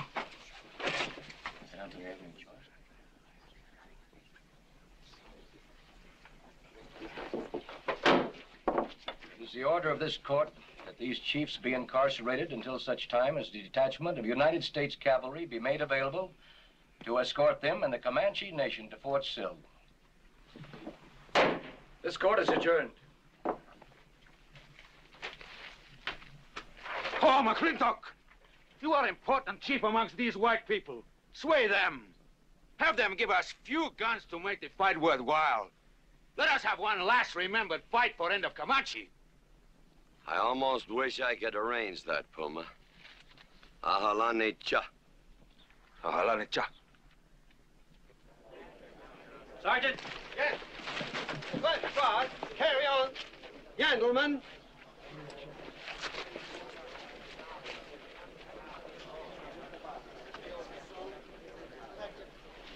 It's sad, these changing times. It isn't the times that are changing, Mama.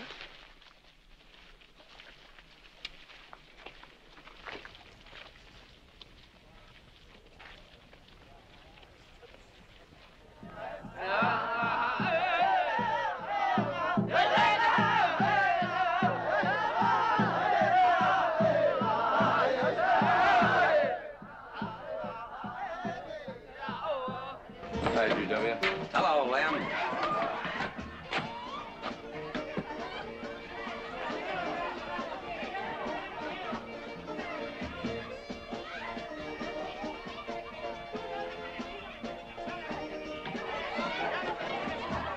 Bunny? Oh, howdy, McLintock. I figured you'd be belly down drunk by now. I've been doing some drinking, Bunny. Is that boxcar still on the siding? Well, sure, but... But what? Well, I don't like it. You don't, eh? You figure if them Indians get out there and lead the cavalry on a wild goose chase, that great white father's going to get nosy. Get nosy, and he'll investigate. And when they find out how that side-saddle governor's been messing things up, they'll give those Indians a fair trial. But that's live ammunition in that boxcar. You know what'll happen if them Indians get some guns in their hands? Somebody's going to get hurt. Is Puma's word good enough for you? Well, I don't... McLintock, you got yourself a partner. Leave me out of this. Hey, McLintock. Good night, Bunny. Good night, Governor. Governor. There is the Katie with her light red hair, sweet as the roses on a summer air. I'll find her somewhere while the moon is high and tell her that I love her, and I'll love her till I die. Katie! Katie Gilhooly! Come, Mr. Soul! Katie! Katie! Katherine Gilhooly McLintock! Where's the woman of the house? Mr. McLintock. Oh, there you are. Mrs. Warren. Oh, good evening. I waited up for you, Mr. McLintock. Oh, how nice. I want to talk to you about something. Delighted, delighted. 309 times straight. I beg your pardon? 309 times straight without a miss. Gotta be a record. I suppose so. Now, Mr. McLintock, what I wanted to say... 2-pound Stetson, 6-inch brim, 53 feet in the air. It's gotta be a record. I'm sure it is, but the reason I waited up... Damn it, woman, can't you hold that glass still? Of course, sir. Now, down the hatch to my world's record. Down the hatch. Yes, sir.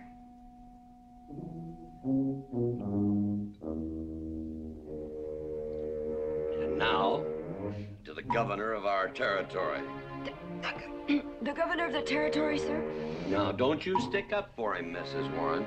You're a fine woman, Mrs. Warren. But you'll certainly go down in my estimation if you stick up for Cuthbert H. Humphrey, governor of this territory. I don't mean to down change... the hatch. Oh, yes, sir. Down the hatch. Cuthbert H. Humphrey, governor of our territory, is a cull. You know what a cull is, man? A cull is a specimen that is so worthless that you have to cut him out of the herd. Now, if all the people in the world were put in one herd, Cuthbert is the one I would throw my rope at. At whom I would throw my rope at. Natural-born cull. Another touch, ma'am? Oh, no, sir, no.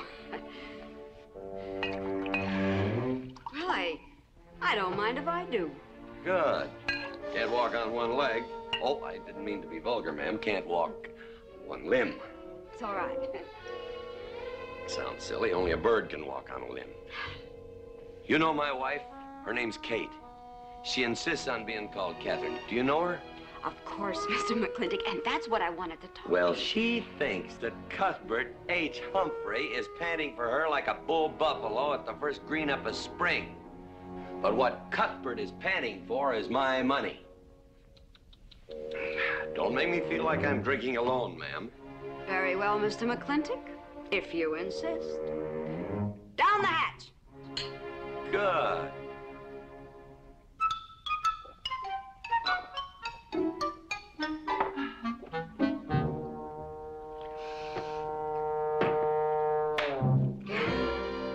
Mr. McLintock, I have something very important to say to you. Very important. Guess it'll have to wait till the morning. Toodle. Oh, it's all right. It's all right. Betty, bye-bye.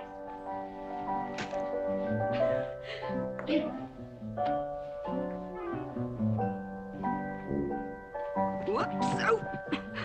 Mrs. Warren. Let me assist you. Very kind.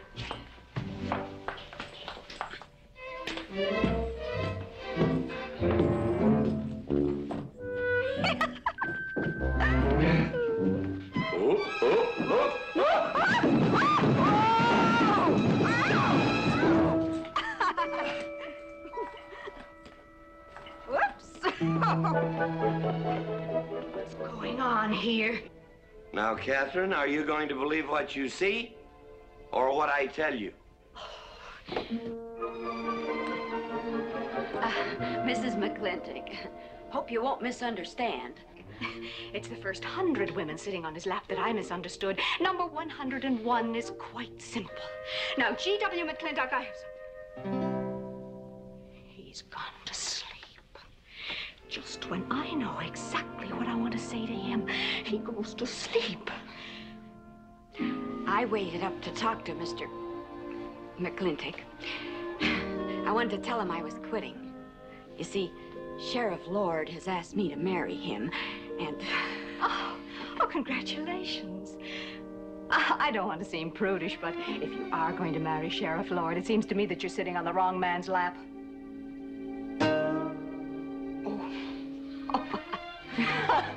Come on, I'll help you upstairs and we'll have a long talk about men in general. Ladies, one moment.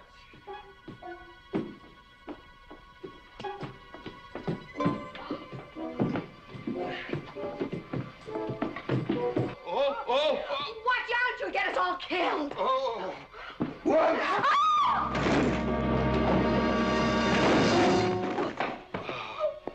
Wait a minute, ladies, till I catch my breath, and I'll get you up those stairs as sure as my name is George Washington McLintock.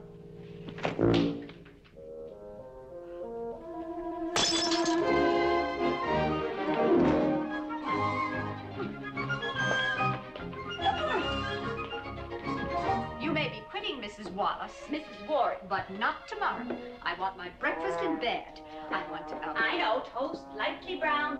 Somebody sure put a knob on my skull. Here's Katie. I was speaking. Katie, why? Mrs. Warren was there. Oh. And there you was there. Oh. And there that whiskey bottle was there. Oh. And Katie's temper being what Katie's temper is, well, there you are. Drago, old friend. Huh? My wife does not understand me. Why, she is different than any other man. Come on, I gotta get you upstairs. Get you ready for that big celebration tomorrow.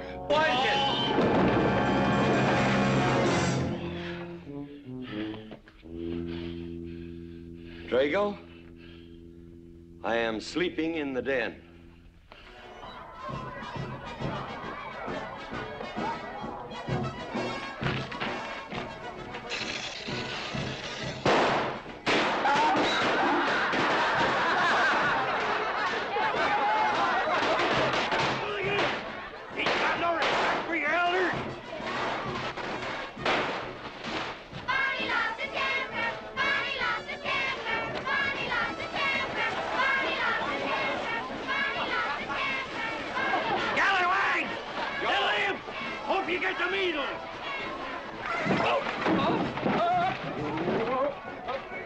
Come on, get him aboard.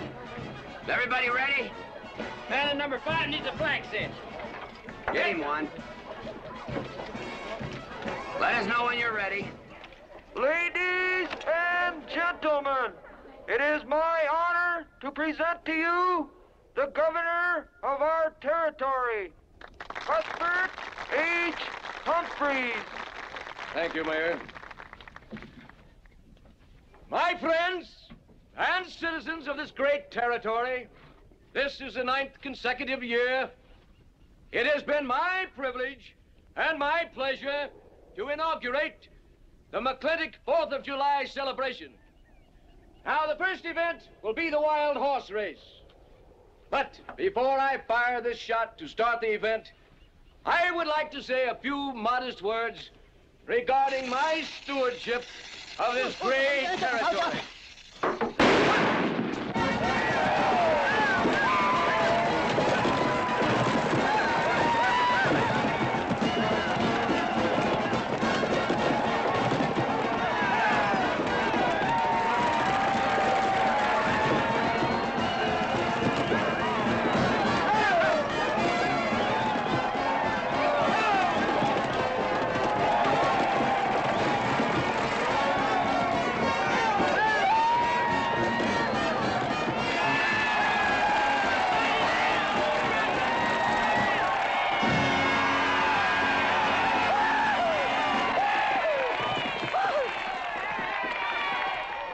Professor Birnbaum. Gentlemen. Sheriff, here's your horse. Come on, get them all lined up. Come here, King. Now, boys, you all know the rules. It's twice around the inside, once around the outside. First cowboy that hits that finish line without busting that egg is the winner. And I caution you boys about some of them eggs, because some of them eggs are last year's holdovers.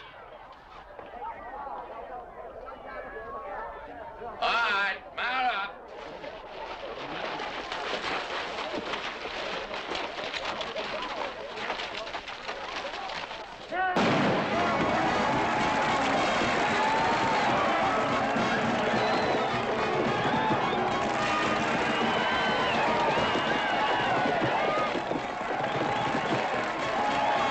Katherine, my dear, you seem to be enjoying yourself. Oh, yes.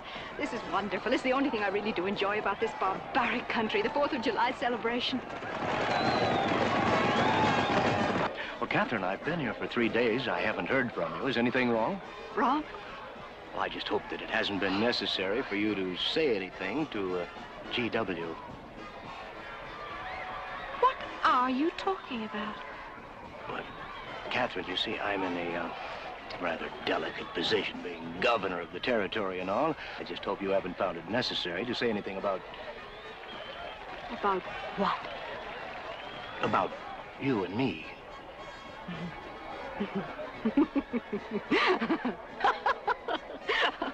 Why, you pompous windbag. Do you think that you're the only man who's ever tried to play patty fingers with me, who's ever tried to lure me into the moonlight? Well, no, but Well, I'm a big girl and I can take care of myself. My husband knows it. I can assure you, Governor, that your reputation is untarnished. Now get out of my way.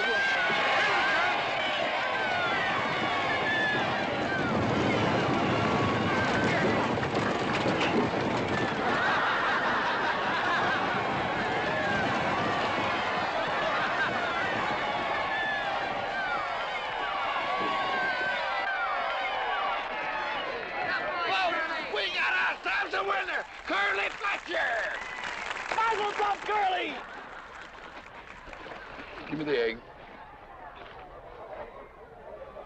Disqualified. Here you go, Curly. GW, you'll never believe what happened over there. What? You smell a beer. Well, naturally, I'm drinking beer. Ladies and gentlemen, the next event will be a contest between the two bronco-busting champions of our territory. Remember the year I rode in that event? Wore your garters to hold up my sleeves? We had a bet, and I won it. George Washington McLintock, you are a very crude man. Well, I guess so, but that was a rough horse, like to jarred my insides loose. But it was worth it.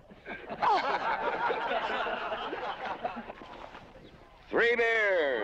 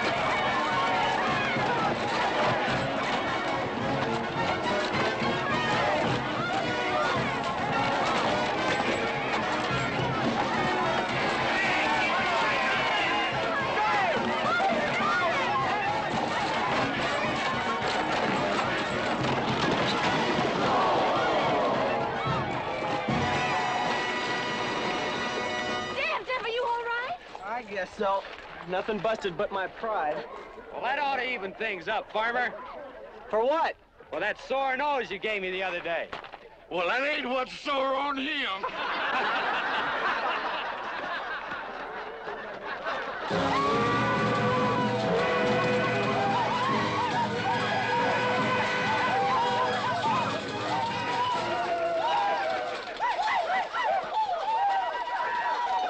The closing event is the cow pony race. The finish line is at the barbecue. So start meandering. Come on. Now, what is that, false courage? Why, you know a Douglas doesn't ever use a thing like that. I want you to get on that horse, get out in front, and stay out in front. I'll be out front, Dad. All the way. Good boy. Now remember, stay out in front. That Agamemnon's a good horse.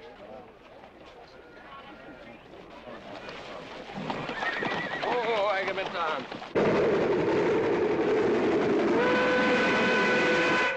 11:40 and she's on time. Oh,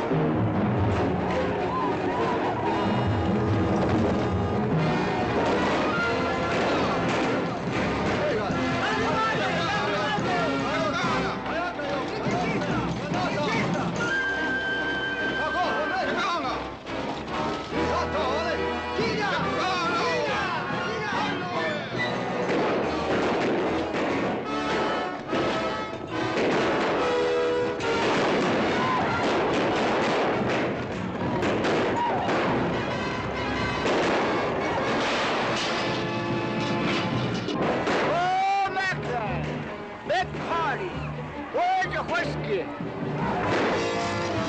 Whose idea was this stunt? God doggone it, I'm a real bull.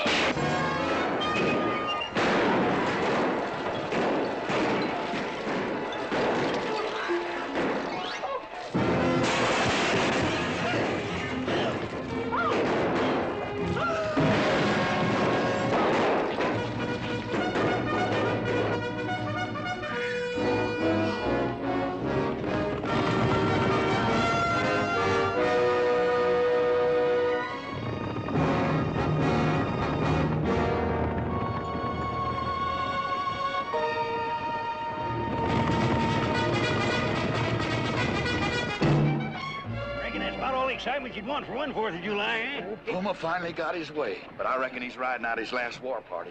He won't get very far. But one thing still has me puzzled. Where did they get the guns? I was wondering the same thing. My kidney's been bothering me. Bunny? GW!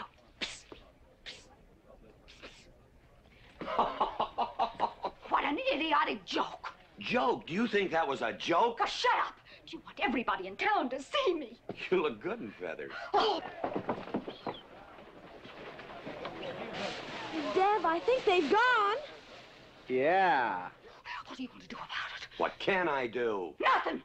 Just like you've always done. Oh.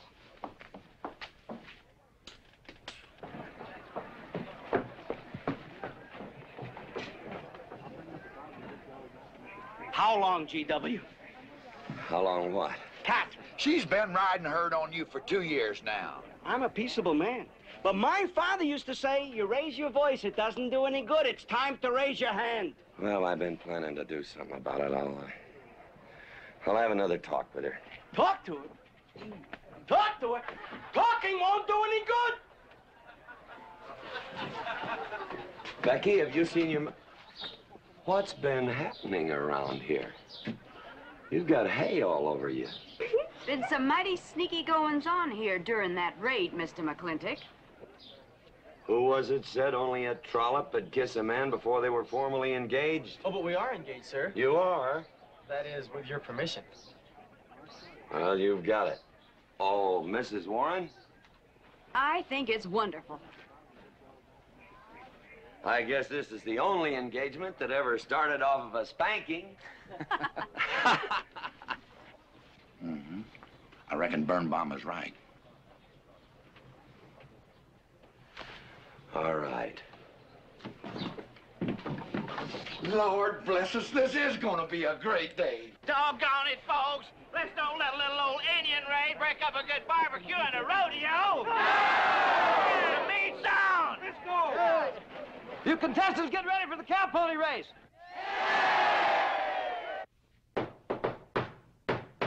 Who is it? It's me. Let me in. Not now. Right now.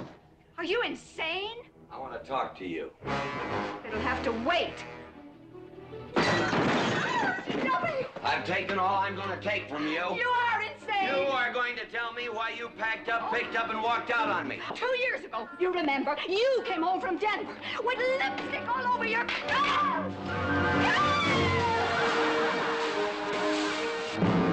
Lipstick on my collar. I've got the shirts to prove it. Who cares? Why, you big...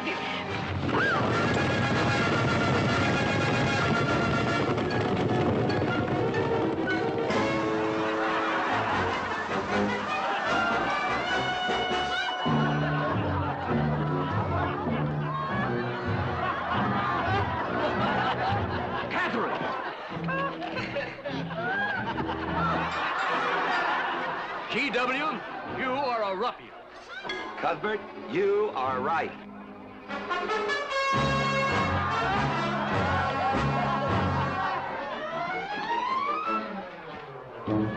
Well, what kind of a family is that? The best. And dangerous, Ron.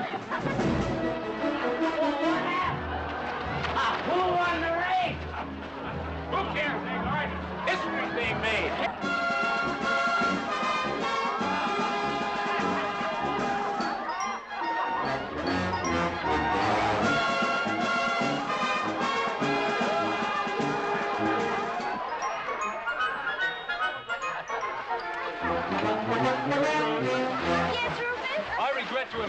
I've changed my mind about matrimony.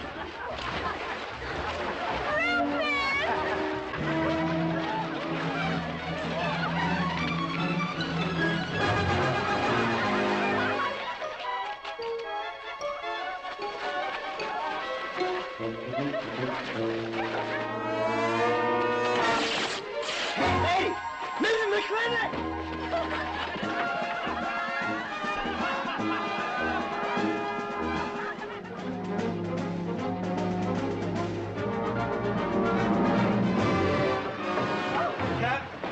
Katherine!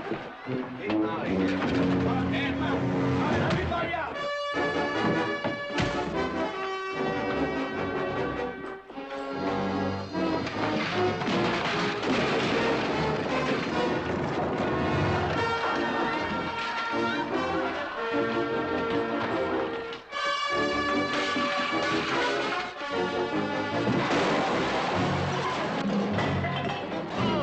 Looks like GW is buying out the whole score. I'm afraid you're right.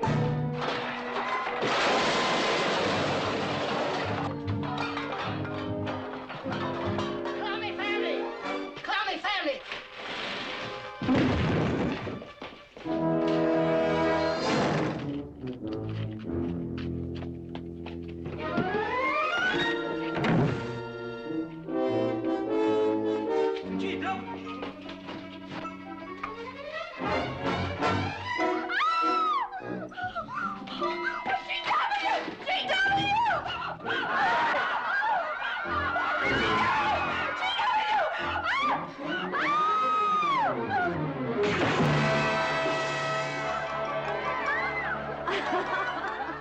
Oh, Mrs. McLintock, you're all wet.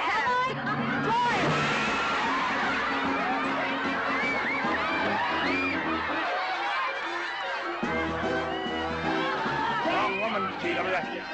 Oh, pardon me.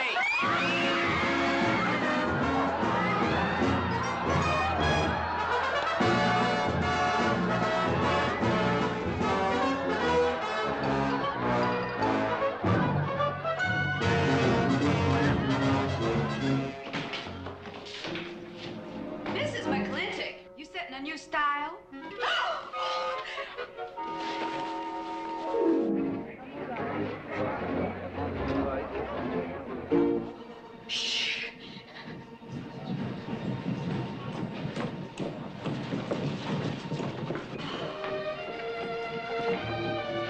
Mr. McLintock, in here!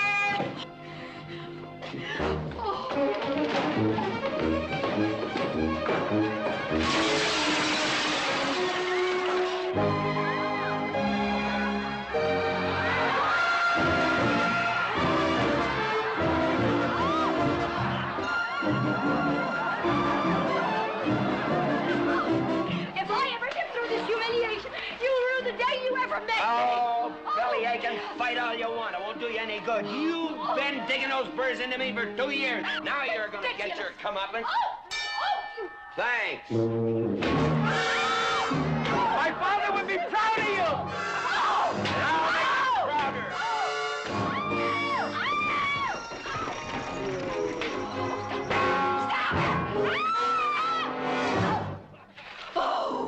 Keep it. You may need it. Now get your divorce. Home. Don't spare the horse. Home. You heard me. Don't think you're going to get rid of me that easy. Yeah.